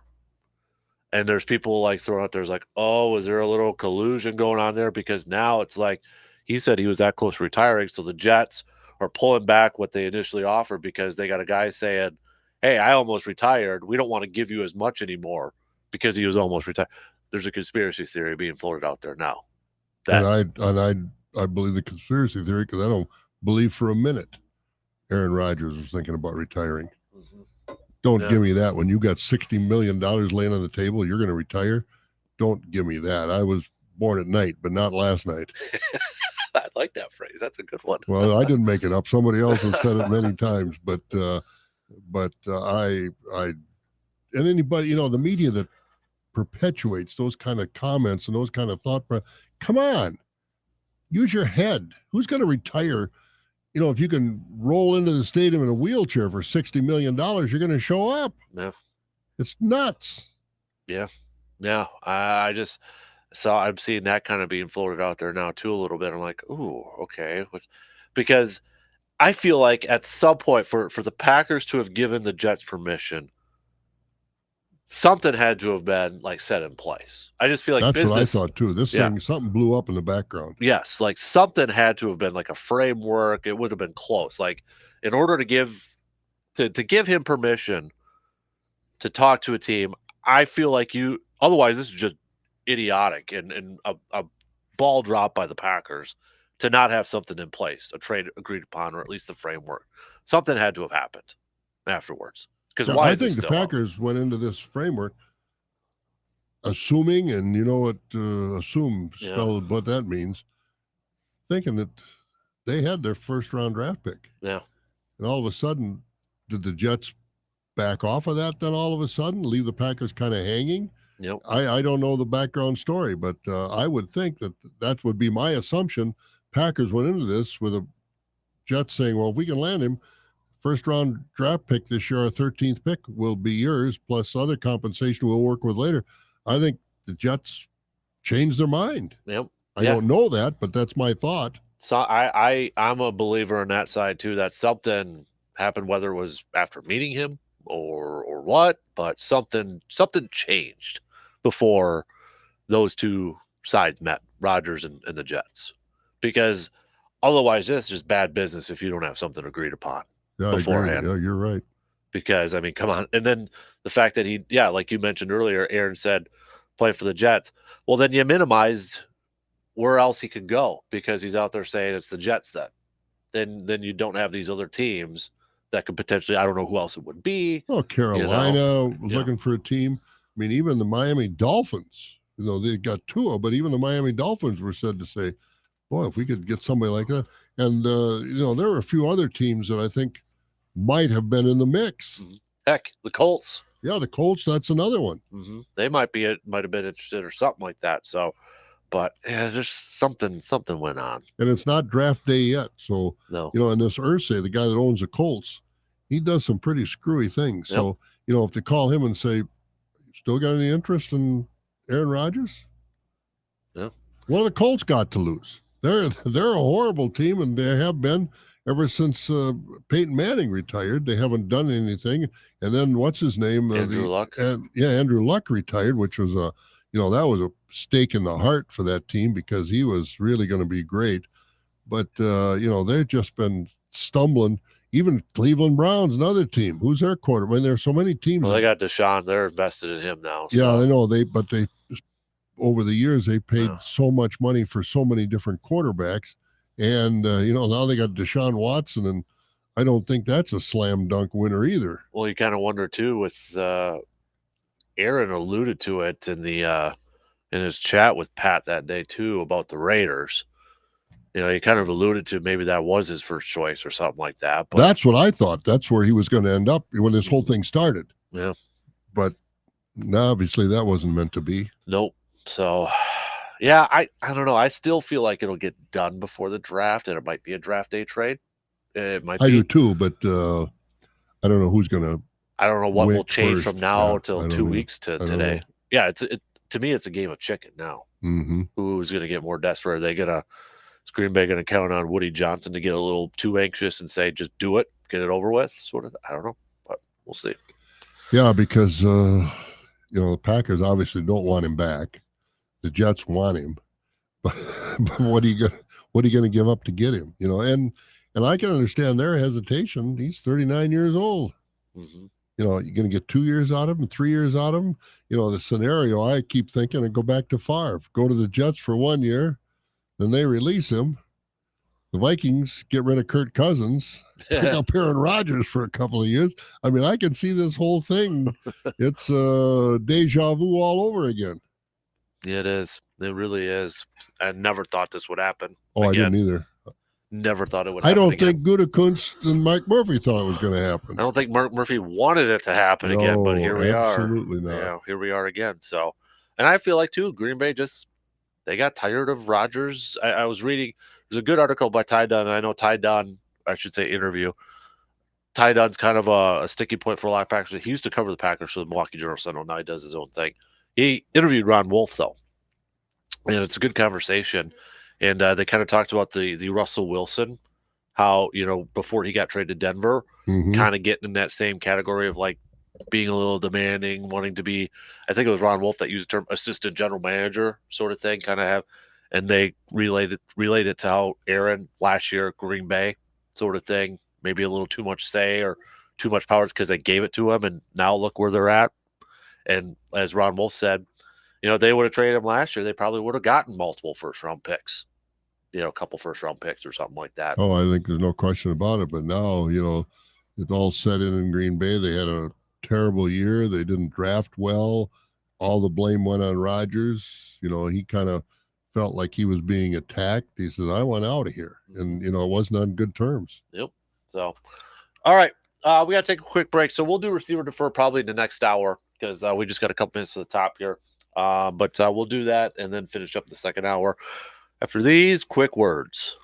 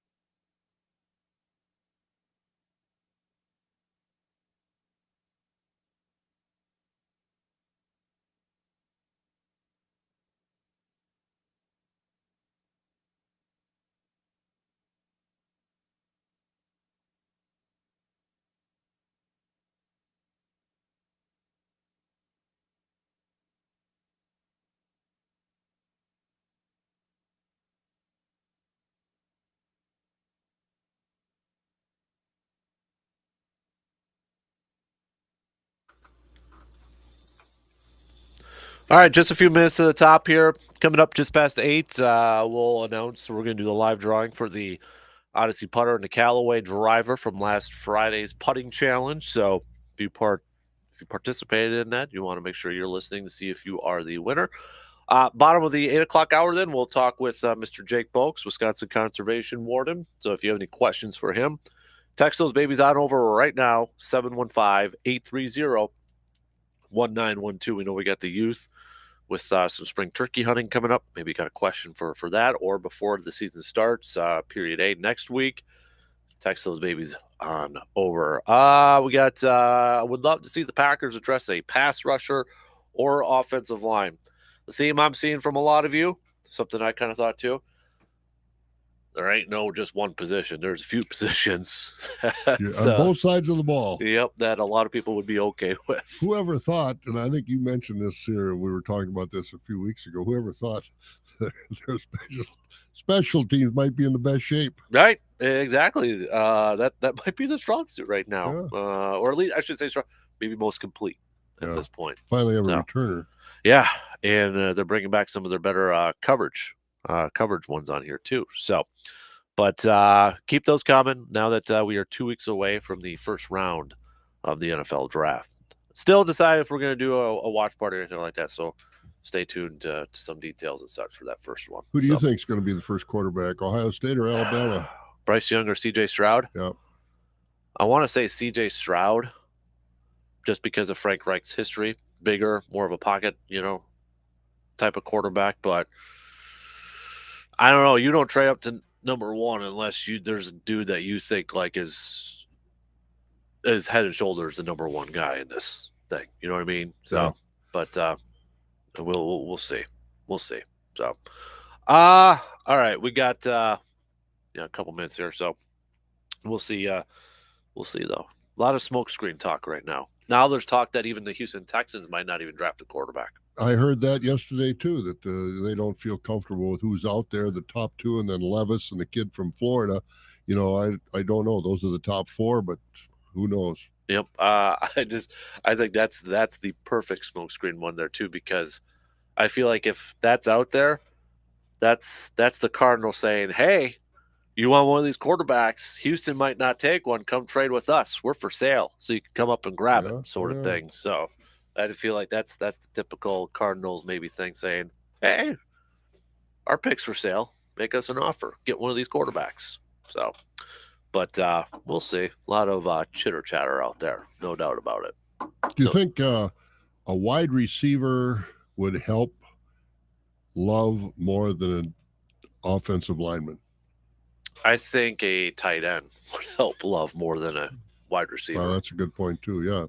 I think just that safety net over there. Hopefully they can find a good one finally. And that's the question too I have is like, is 15 too high to get a tight end? I don't know. We'll look at the history. I don't know. So we'll maybe bring this up back in the 8 o'clock hour. All right. Let's see who wants some golf clubs.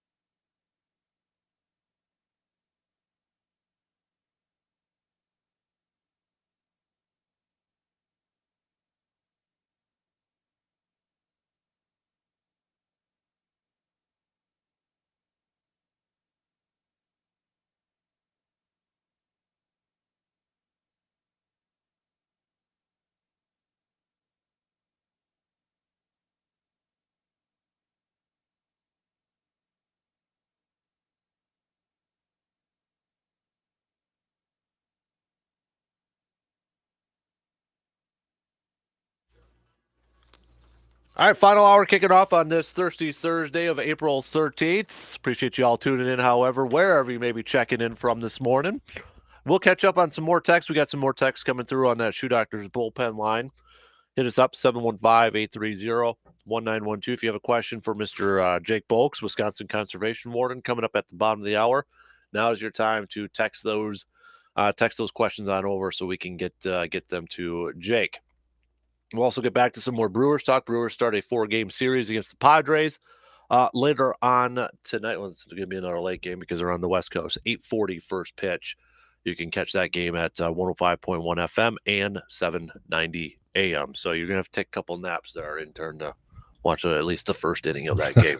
So. I know those late starts are tough on a guy. Mm-hmm. And it's going to be like that for a little bit there. So we got to start the Kentucky Derby countdown pretty soon too. Kentucky Derby one. We got the Boston Marathon coming up next week too. We got a local runner. I saw my kids' school. I think one of their teachers is going to go run it. Boston Marathon. So. You look at that roster. There's a lot of folks from around our area, Wisconsin, that running that every year. I think that's Monday. Yeah, Monday. Boston Our old buddy Marty Green, his daughter ran in it a few years ago. Oh, really? Yeah.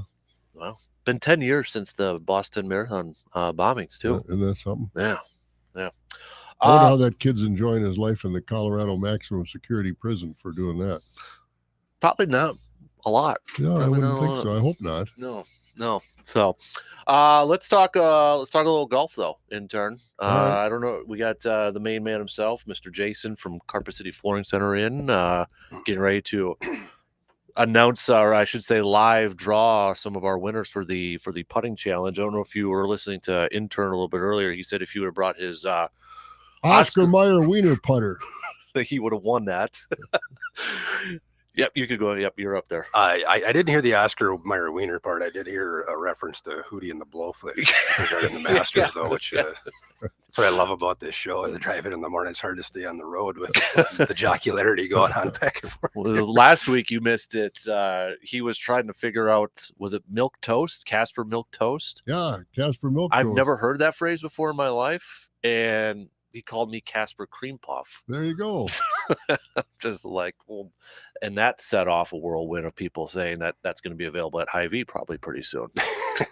I haven't seen him yet. I'm sure there'll be a promo to come. So. Yeah, definitely. We're still working on the recipe. Well, first things first, Jason, big thanks to you guys. Not only, I mean, this wasn't just a putting green. This was a custom-made putting green that your team I showed up at 5:30 last Friday, and they were already there waiting to get in and set this up, and they got it up. I mean, it was quick process, 4-man team, and then Matt and Ben ran the putting contest. You guys put some serious thought into this thing here too, and I know talking to you, you said, well, if we're going to do this, we're going to do it right, and you guys did it right, man. Well, I appreciate that. We enjoyed participating in it. The guys at Hy-Vee were great, and we appreciate the partnership we have with you, of course, in 105.1. So we wanted to make sure we had a little bit more than just the little plastic cups and stuff like that. So hopefully, I'm glad everybody enjoyed it. It looks like we had an impressive list of participants. So we had a lot of people asking when we're going to do this again. So we might have to a tradition unlike any other, right? We will effort towards improving it. So. I mean, we had real water, real sand traps on that thing there too. Wow. Yeah, it was. I think the kids really liked hitting it in the water. That was their goal, I think, for a lot of them. So. I was able to actually watch the live stream of it from where I was located. Nice. That seemed to be a popular venue, is that water hazard. So. Absolutely.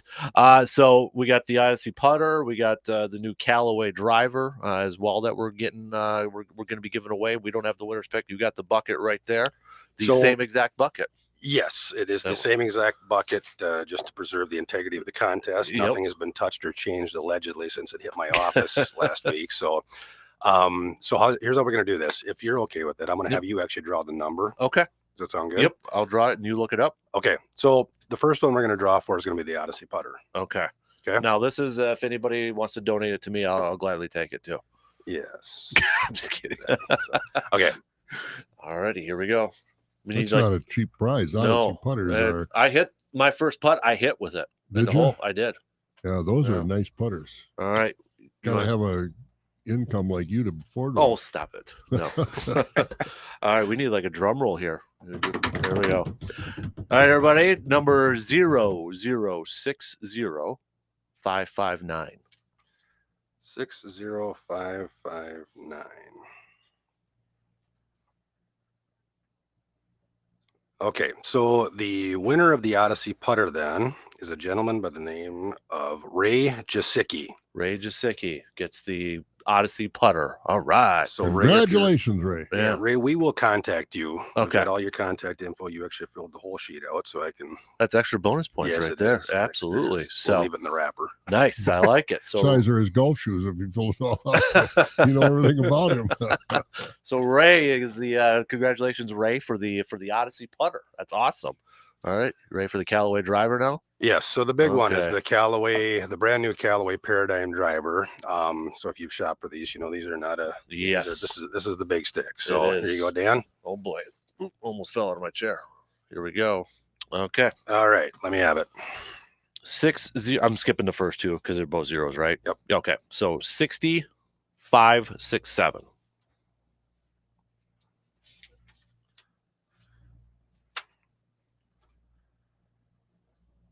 6567. Okay, so the winner of the Callaway Paradigm driver, and I'm probably not going to get the last name right here, as her name is Laura Fawn, Faughn. All right. That's how I'm reading it here. Laura Fawn. So Laura, if you are out there, we will contact you. And yeah, congratulations. Right. Yeah, congratulations to Ray and Laura. The Odyssey putter going to Ray, and Laura getting the brand new Callaway driver. Is that the ladies model or No. She's hitting the big stick. Oh yeah, good for her. Hitting from the tips. Atta girl. I got to go on the back end there too. So that's awesome. So congratulations to our winners. Everybody, thank you for participating in the putting challenge. It was a lot of fun. Again, thanks to Hy-Vee2. I know they donated some gift cards to the golfers who hit hole-in-one putts over there too. So that was nice of them. But big thanks to Carpet City Flooring Center for, again, building an amazing putting green, but then donating these awesome prizes for our winners too. So it was a lot of fun. Glad to do it, Dan. Thank you all for participating, and the winners will be contacted, and you can pick up your prizes at the store. Awesome. Good stuff there, intern. So next time we'll get you out there. Well, I had to be out of town. I was gone, but get the wiener my putter son's out. got the wiener putter down in Madison, so I've got to get her home. We got to stop. That could go a little too far right there with that. They're big guys. So Jason got a yellow band around it. Stop. I mean, you're talking about the shaft of it earlier too. So I mean, come on, dude. I mean, that's it's just a wiener putter. It's got a pitchfork like you barbecue a hot dog. You know, stick a fork in a hot dog and put it over the fire. That's what it is. So that's like the bottom. Okay. So yeah, it's like 2 prongs of a fork in the. Well, can your son text you a picture of it? I'm going down there this weekend. Okay, we'll bring it back. I'll bring it back. We might have to display it in here. No, we could probably do that because you don't use it. Oh, he uses it. He uses it. Oh yeah. Get your son a new putter. And I've used. Well, he's got a new putter, but it's kind of fun when you get out with a group to pull that out. It's a good conversation piece. I would say. Yeah. How did you get that thing? A friend of mine worked for Oscar Mayer, and he gave it to me for they had a 40th surprise birthday party for me, and he gave me an Oscar Mayer wiener putter. So it's that old? Oh yeah, it's got age on it. You bet. I was gonna say it's that old. It's a wiener with green around the end of it. Stop.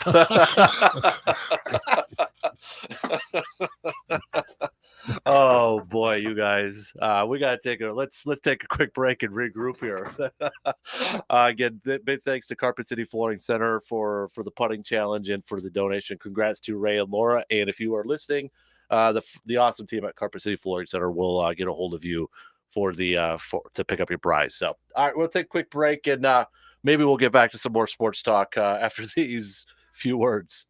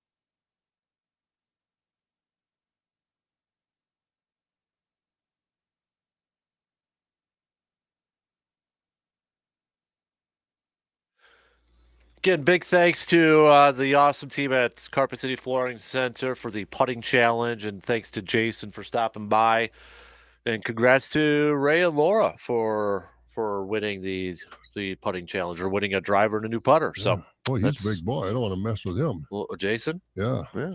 Well, he's from Cornell, so you know. Oh, is he? Yeah. Oh, goodness. Yep. But yeah, he used to play basketball and all that. Yeah, I would imagine he played a lot of basketball. Exactly. So, but again, big thanks to everybody who participated last Friday. We will probably be doing that again sometime. Tradition, unlike any other here. Spring coming up, should get a pitching machine in spring coming up and have the hitting challenge set at about 90 miles an hour and see who can see if anybody can hit it. If it guarantees it won't hit me. No wild pitches. Oh, it's the same thing every time. Ball goes the same place. You ever batted off a batting machine? Yeah. Yep. Yeah, no, they're neat. Yep.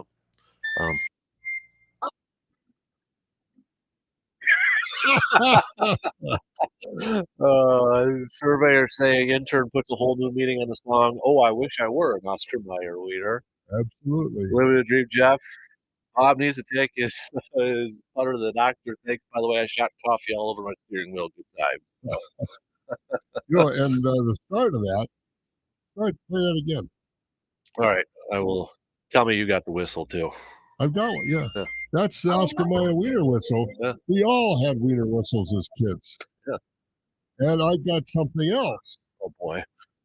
I've ridden in the Oscar Mayer Wienermobile. Well, I'm sure you have. Yeah, I have. When I was a kid down in Madison, a friend of ours was the driver. Oh, so it was that long ago? That not the new one? What, the Oscar Mayer Wienermobile? Yeah. Oh, that's been a Wienermobile's been around forever. Yeah. That little Oscar that used to dress up in the chef's costume with the hat, little guy, and he was little Oscar, and he used to go around all over in that Wienermobile. Unfortunately it's not around here anymore. Oscar Mayer got sold to Kraft and Kraft to somebody else, so Oscar Mayer is gone from Madison. A tremendous tradition. It's gone, but the Oscar Mayer Wienermobile, I had a chance to ride it. I didn't go very far around the block, but I still got in it. Oh, look at you. Oh, that was fun. Yeah. Yeah. This is awesome. I went to high school with, third generation. His dad was Oscar Mayer. He was the second Oscar Mayer. And so I went to high school with him. So with Junior? What's that? With Junior? No, I went with a third generation. So, okay. Oscar started it, and then his son was my buddy's dad. Okay. And so, because Oscar Mayer was Madison. It was all very present in Madison, and it was something else. Look at you. Who would have thought waking up on April 13th, we'd have an Oscar Mayer history lesson? Oscar Mayer history lesson, that's for sure. But, it's an iconic brand, and, it's a Wisconsin iconic brand. He came out of Chicago, started it in Madison, and that huge plant down there now is, the footprint is still there, but it's sure not what it used to be when it was a hub of activity. Oh, good times. Yeah, it is. Wow. Yeah. I'm just glad. You know what? Maybe we might have to have like a Bob Bolsold. I'm not going to go there. Never. I'm just going to stop. You want to? I'm not going to go there. So good. I don't know where you're going, but I don't want to go there either. I don't want to go there either. So, oh boy. Let's. So we're going to catch up with Jake Bulks coming up here in just a second. What if he's got an Oscar Mayer shotgun for hunting turkey? I did see the DNR just posted this, that in conjunction with the National Weather Service, they have issued a red flag warning for today for the following counties in the southern 2/3 of Wisconsin. Impacted counties include Adams, Buffalo, Clark, Columbia, Crawford, Dane, Dodge, Fond du Lac, Grant, Green Lake, etc. La Crosse is on there. So it doesn't look like Eau Claire and Chippewa are on there, but obviously we had the fire down there in Black River, and Jake just texted. He's like, he's actually on his way to one right now. I'm assuming that's the one he's on his way to for a wildfire. So yeah, I've got a meeting in Black River Falls at 10:30 this morning, so I'm going to be driving down the interstate that way. So I'll get a look at whatever it is along the interstate. Yeah, the DNR posted too that the Jack Pine fire burned an estimated 100 acres and is currently contained. The DNR under unified command with Fort McCoy is also managing the 2,800-acre Arcadia fire. Nearly 80 wildfires have occurred in the last week. Yeah, so be careful. Don't start a campfire or backyard burn burning. the brush Yeah, that you no, got. Don't do that. Got a backyard burner, make sure you got a hose or something right next to it, because for the most part the grass isn't green yet. Definitely. So we'll catch up with Jake here in a few minutes. So not only that, but also, as we mentioned earlier too, the river levels are pretty darn high. It's cool pictures to see. Mother Nature is wonderful, but she can be awfully tough. Yeah, they're really cool pictures to see on social media. Not so cool if you get involved in one out there. So I got a couple more texts talking about the Packers thing. Yeah, I mean, we're all over. We got defensive line, we got offensive line, we've got wide receiver, we've got a tight end, we got another tight end, we got a safety. I mean, it's all over the place right now. And that's the thing from Gutekunst's point of view. How do you narrow that down? It has to be not so much need as the best player available. You draft a first-round player that's going to be on the field on day one and be an impact player. That's what you expect. I think that's what most people expect out of their first-round draft choice. Second-round draft choice probably too. But Gutekunst has got to find somebody that in some way can contribute right away. Yeah. So I'll ask you this, because I know this is something you and I have talked about in the past, and I brought it up, would it have been a few days ago, Tuesday maybe. So Pro Football Focus, they graded based off their, however they do their formulas and such. Since 2015, the 5 best teams, the best teams that draft in the first round. Now, I don't know if they ranked them. If they did, this maybe surprises you because they didn't do an alphabetical order. Chargers, Detroit, Dallas Cowboys, Carolina, and if they ranked them, this would be the number 1 team based on how they formed it out. Green Bay Packers. I think their methodology is a little bit flawed. Their first round draft choices? Best teams in the first round since 2014. Wow. Pull up their. You want me to read the article? Pull up their first round draft choices. I mean, I think most Packer fans are missing something, because I'm missing it. I sure wouldn't categorize them as being in the top with her draft choices from 2014, number 1 draft choices. Who they been? So again, if they don't have like the right. I don't know if they ranked them. They don't have like a 1, 2, or 3. No. But Green Bay is listed as the first one. So this is their write-up. Green Bay has had little in the way of true whiffs over this time period. Demarius Randall never quite became the player he was supposed to be, but still played over 600 snaps per year at multiple positions for 3 seasons while they tried to understand what best spot suited him. Jair Alexander has become one of the best corners in the game, while Rashawn Gary has done the same among edge rushers. Not yet. I think there's a tremendous potential for Rashawn Gary. I do. And Jair Alexander, bona fide number 1. Demarius Randall, no, that's a quantity over quality.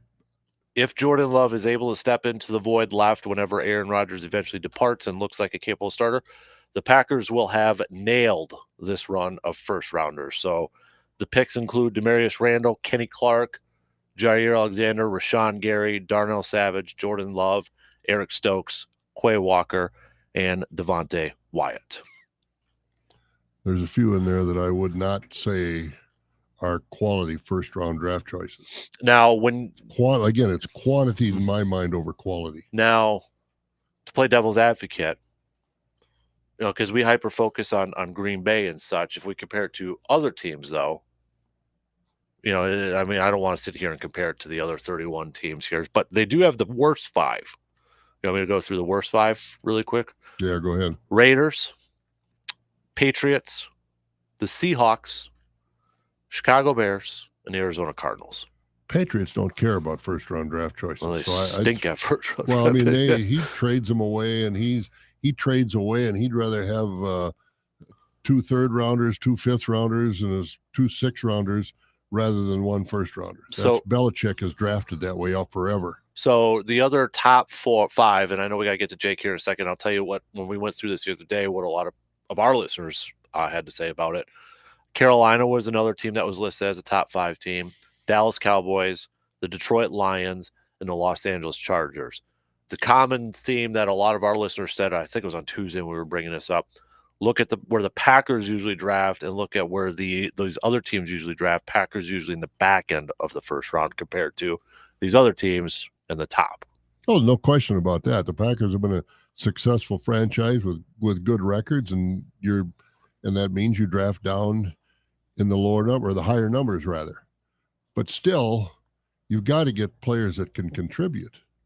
I just don't think their drafting has been all that good because they focused on maybe not the best players, some of the guys that they've taken, but there's no question some of those guys you mentioned are quality first-round draft choices. But I don't think over the long run they've done things the right way to, they've devalued running backs, they've devalued wide receivers as far as high picks in the draft, and I think that's hurt some of these teams with that kind of philosophy. It's like the metrics they use in baseball. Do they all work? No, they don't all work. But, it's an inexact science when you're dealing with human beings. I know Rick Spielman, when they drafted Christian Ponder, he said they've changed all these metrics and all these tests so that you can better figure out how he might, as a quarterback, respond when a 280-pound guy is coming down on him. So it's an inexact science, and I don't claim that I could ever do any better than they've done. But I think we've all been kind of disappointed with a lot of the first-round draft choices the Packers have made over the last few years. All right, let's get to our outdoor tidbits with Jake here.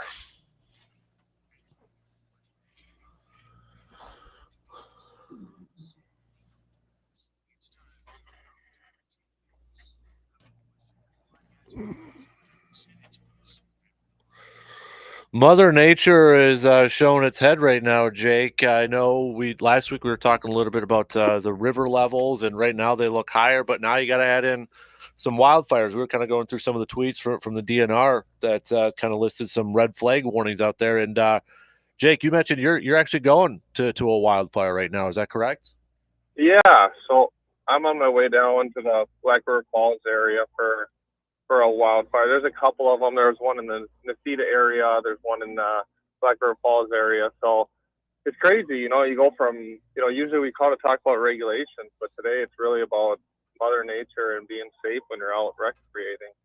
And I think people have to know, Jake, that, if this fire can be traced back, somebody burning brush or whatever, you're responsible for paying for the cost of putting that fire out, aren't you?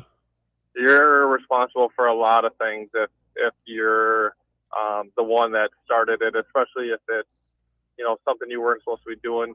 We have, intensive areas in the state where you're not allowed to burn during different parts of the year and during different like red flag warnings and stuff like that. They're called intensive units.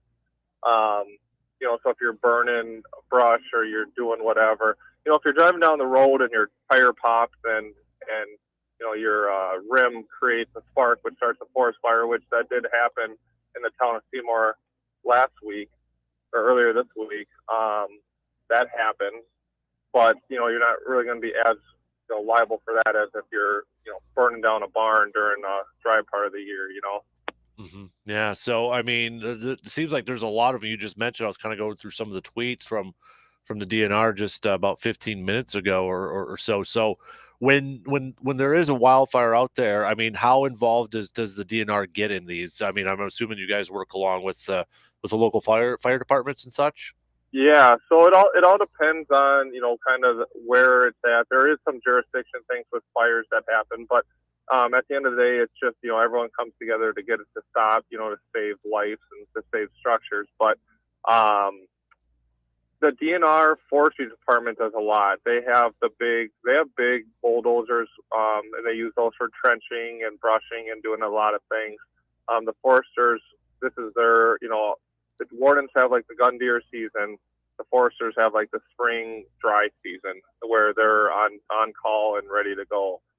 for this type of stuff. So they do a lot of work with managing these fires and trying to put them out and controlling them and stuff like that.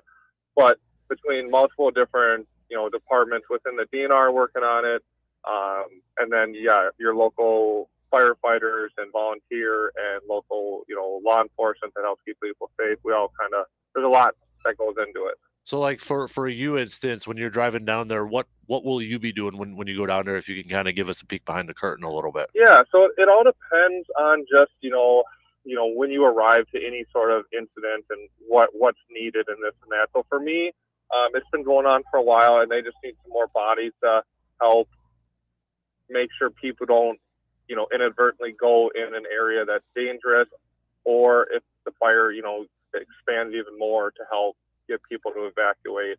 The main thing I will say with that is if you are in an area that has a wildfire or you're close and you're interested, just like, any sort of flooding or natural disaster, we ask people to stay away from the area. Don't come in there with your drones or cameras to take pictures or to check it out, because, not only could you get in the way of the firefighters or law enforcement or people trying to flee, you yourself could be put in danger and get injured. But for me, I'm going to go down there and just make sure, keep people safe, keep people out of the area, and then hopefully it doesn't jump into a residential area. And if that is the case, then obviously we need to evacuate everyone. And Jake, you mentioned drones, but they're kind of valuable if they're run by you guys or the fire departments to find out where these fires are. I've talked to some of the fire departments that use drones now, the rural fire departments, and Yep. it's a really a change as far as they can find out where the fire started, where it's spreading to. The drones are really an added benefit, aren't they? Oh yeah, you can go. They can fly around and see a lot of things that just tromping through the woods, it would take you a while to find it. Or our trucks and vehicles are limited to roadways for the most part. So if you're just trying to go around the block to see if it's spreading, versus you get in the air with a drone and then instantly you're like, okay, it's going west, it's going south, whatever that may be. Those drones, they help in a lot of situations. Whether it's flooding or fires or search and rescue or whatever the case may be, they are a really good tool that we utilize. Jake, again, I know we kind of mentioned it last week, but it seems like it's gotten a little bit higher. I mean, I've been seeing the pictures on Facebook. I'm sure you've seen it. People are taking videos, Snapchatting, or the river levels and the dams opening up and everything. Cool pictures, awesome pictures, but pretty darn dangerous too. I mean, we got trails that are being closed as well. Water levels are higher this week than when we were last week, aren't they? Yeah, they're higher, and most of them along the rivers around here aren't scheduled to crest until the beginning of next week or mid next week. There's some spots, I guess, here that is this weekend, but along, Chippewa closer to the Mississippi and stuff, it's all cresting next week. So I talked with some river wardens yesterday, and they're, considering closing some boat launches on some popular fishing spots because there's so much water coming down. It's pretty dangerous. If you're not in a giant boat, you're getting swept away. So, I encourage everyone just to probably take a week off of fishing, and maybe try to hit some panfish somewhere else or do something. But if you're going to the rivers, the fishing isn't biting. The fish aren't biting anyways because there's too much water flow. It's too mucky. And it's too dangerous right now. Have we got any problem with any ice flows any place, Jake, or with this warm weather and everything is pretty well broken loose? From what I've heard, everything's melting pretty good. I haven't heard of any ice flows or anything like that. When I was on the Chippewa last Sunday, the water wasn't near this high yet, and I did have some icebergs ripping down here and there on me. But otherwise, no, it's just a lot of water coming down. Jake, to kind of wrap it up here so we can let you get going here, but just a quick reminder, it is the youth turkey hunt this weekend. Any last second notes or tips for anybody that's going to be heading out this weekend? Yeah, just make sure to double check that you have, the appropriate licenses or approvals or, whatever you need before you get out there. Unfortunately, every year I get a call from someone that says they forgot to buy their kid their license, and this is, after the kid shot their first turkey. So it kind of takes away from that fun, excitement part of it. And obviously we work through it. We know we have discretion, and we know, when there's an accident and whatnot. But it's still not fun to have to come talk to a 10-year-old kid when they shoot their first turkey. As well as make sure follow the rules of hunter safety, where you identify your target, know what's beyond it. I also routinely get people that shoot 2 turkeys every year. They get close together. You look for one, you don't see the one behind it, or you don't think you'll hit the one behind it, and you end up dropping 2 turkeys.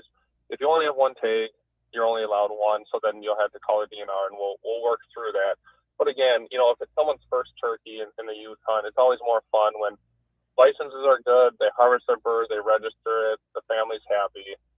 And not that I take away from it, I'm usually pretty happy with them and shake their hands and congratulate them, but it's still no fun to have to call the game warden to come do an investigation on his first bird. Right, exactly. So, well, Jake, we'll let you get going and be safe down there, and tell everybody else to be safe. And we'll catch up with you again next week. Okay, bud? Yeah, no, thanks, guys. Appreciate it. It's always good talking with you. You got it. There you go. There's Jake Bolks hopping off and gonna go help down in Black River with the wildfires. And hopefully everything's under control and we don't have any more accidental or any kind of fires by anybody's incompetence that get away. So, be careful. Yeah, it was interesting to him to know too, just, how dry conditions are, where he said, the town of Seymour one where it was sparked by a flat tire in the rim. Yeah. Hitting the spark. Yeah. Just that's how dry everything is. Yeah. So be careful out there. So, yeah, definitely. But tell you what, let's take a quick break and then we'll wrap things up here this morning.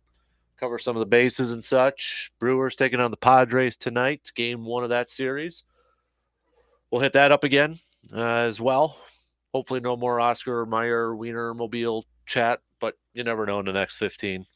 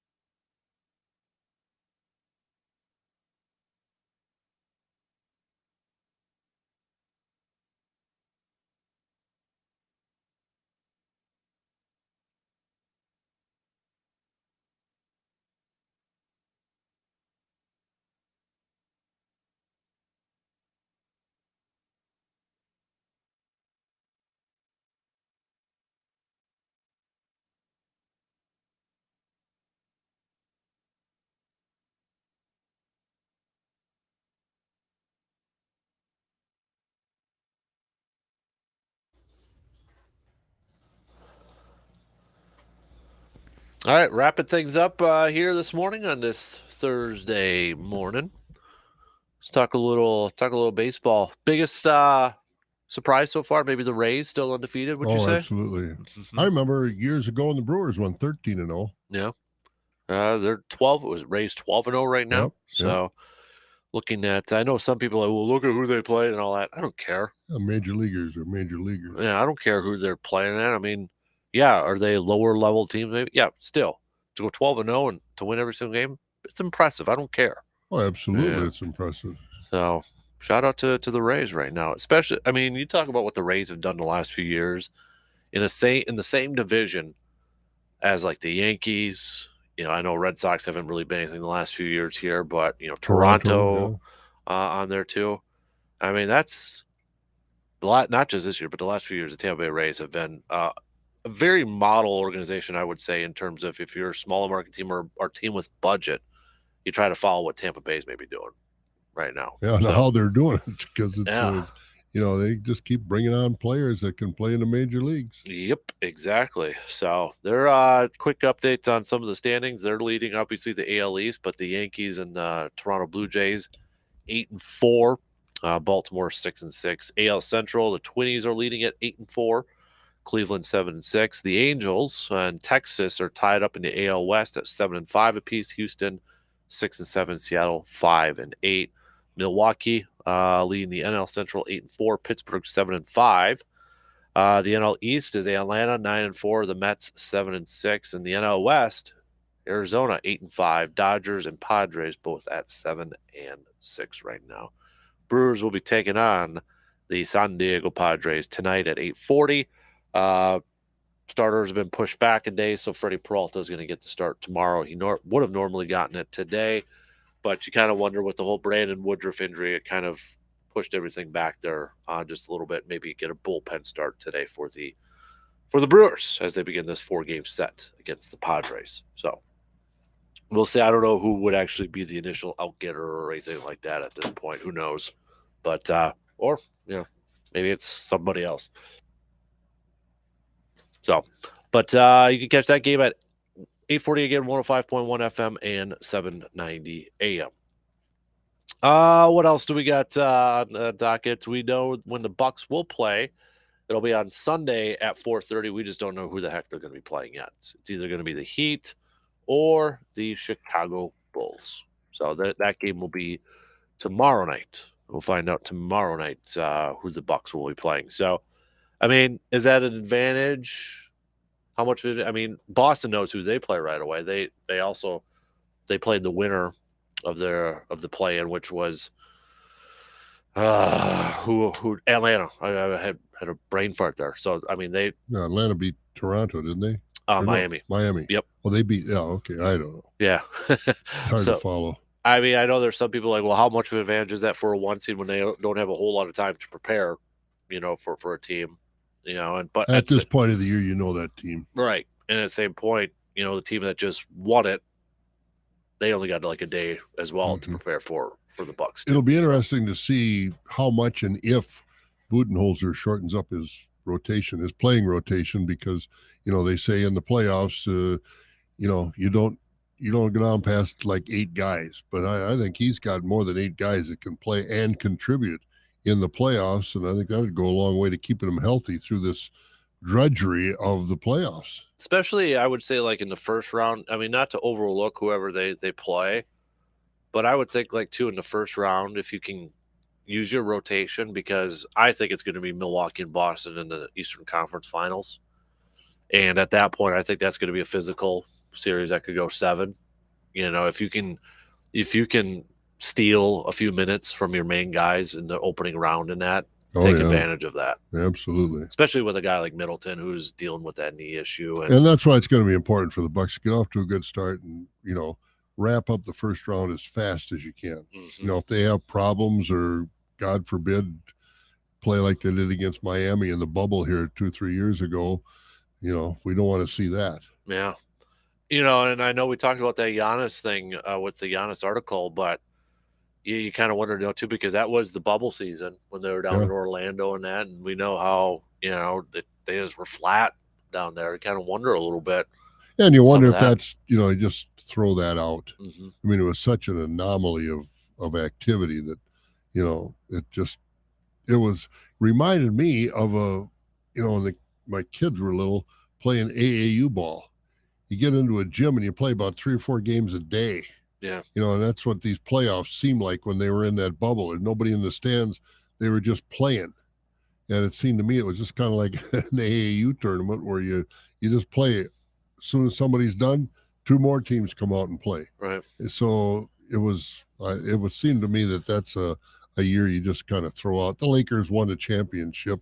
Well, how viable championship's championship, but I don't think it was a true test of the playoff format of what the format of a playoff is very, very involved. I mean, you got to be focused on that. Who's your prediction for the NBA Finals this year? Matchup and winner.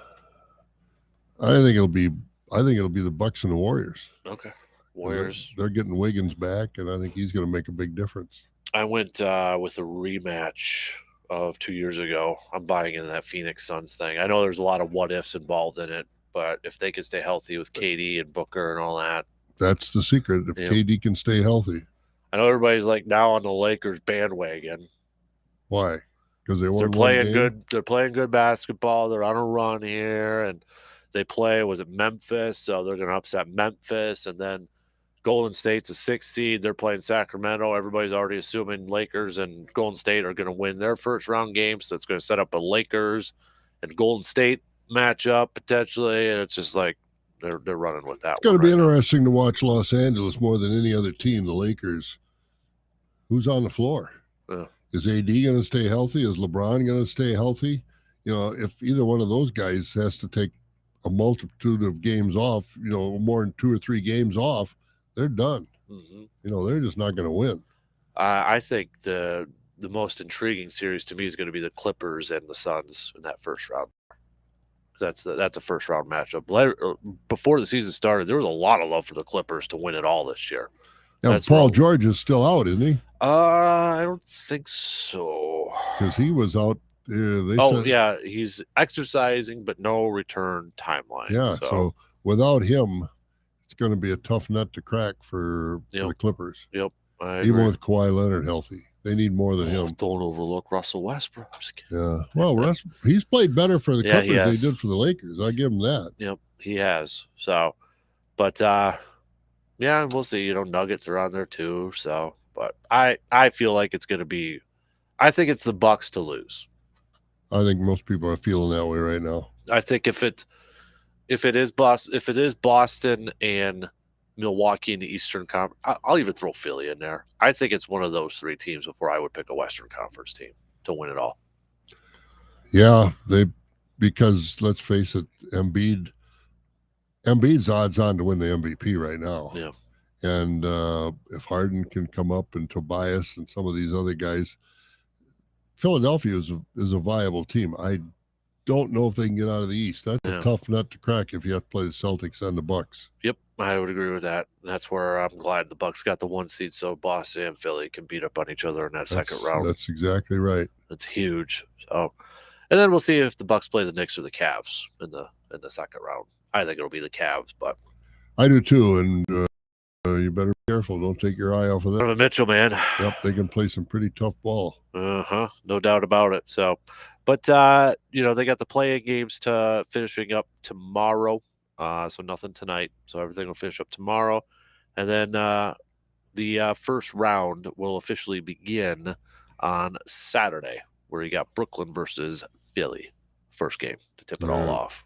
Quick receiver defer. Oh yeah, we didn't get to that. That's And watching baseball this year, and I don't want to be casting aspersions, but receiver defer, ball and strike umpiring is very inconsistent so far this year. I would say so. I mean, I know there was a lot of frustration with the first game with the Brewers and the Diamondbacks game. There was some from the Brewers side. There was a lot of frustration. Well, yeah, and other games that I've watched too. They've been, just. I think this is just going to. It's like the price of gas. I never wanted to buy an electric car, but this price of gas, these oil companies are getting such ungodly prices. and they're making such unbelievable profits. They can't build electric cars and stations fast enough for me. I'll leave a gas vehicle in a minute if they, because the oil companies are making so much money. And I think the umpires are kind of doing the same thing. They better not be so casual with their balls and strikes. Otherwise, they'll put that machine in. Yeah. And they'll be calling balls and strikes with a machine. Did you, speaking of baseball, excuse me, you see the Brewers are one of 4 teams too. I know you and I have talked about it. One of 4 teams to so far extend beer sales. Yep. Yeah.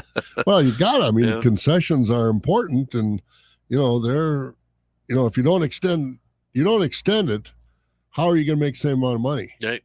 Yep. Raise prices. Yep. So you got to extend the opportunity, and so now they extended it into the 8th inning for beer sales, and I don't know how much difference that's going to make. I don't know if by the 7th or 8th inning people have had enough beer in their belly anyway, but but if it makes them feel better that they need to do that, you knew it was coming. Right, because there's a max of like how many you can buy at one sitting, right? Is it 2 or I something have like no that? idea. I can't remember.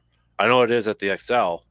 You can't buy more than 2 or at one person. Can't afford more than 2. Like you go up there like, I want 4. And they're like, no, you can get 2 or something like that. But I don't know. But it's been a while. Well, you give a vendor, of course, you don't deal in.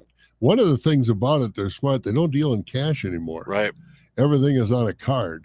These guys used to have 20s and 10s rolled into their fingers, and they can, but now it's all on a card, and they get your card to say, care to leave a gratuity? Everything. So you don't know you're spending money. Right. That's the way it is. Yep. Exactly. And $12, $13 a beer, you buy one for the 4 or 5 guys with you, give the guy a gratuity. There's my allowance for the week. All right. The replacements for DP and Dana, they're up next. I don't know who's filling in for them today, but they're up next. Hopefully you have a good rest of your day. Enjoy the weather. I'm going to be driving down to Black River, see what the fire situation looks like. We'll be back tomorrow morning.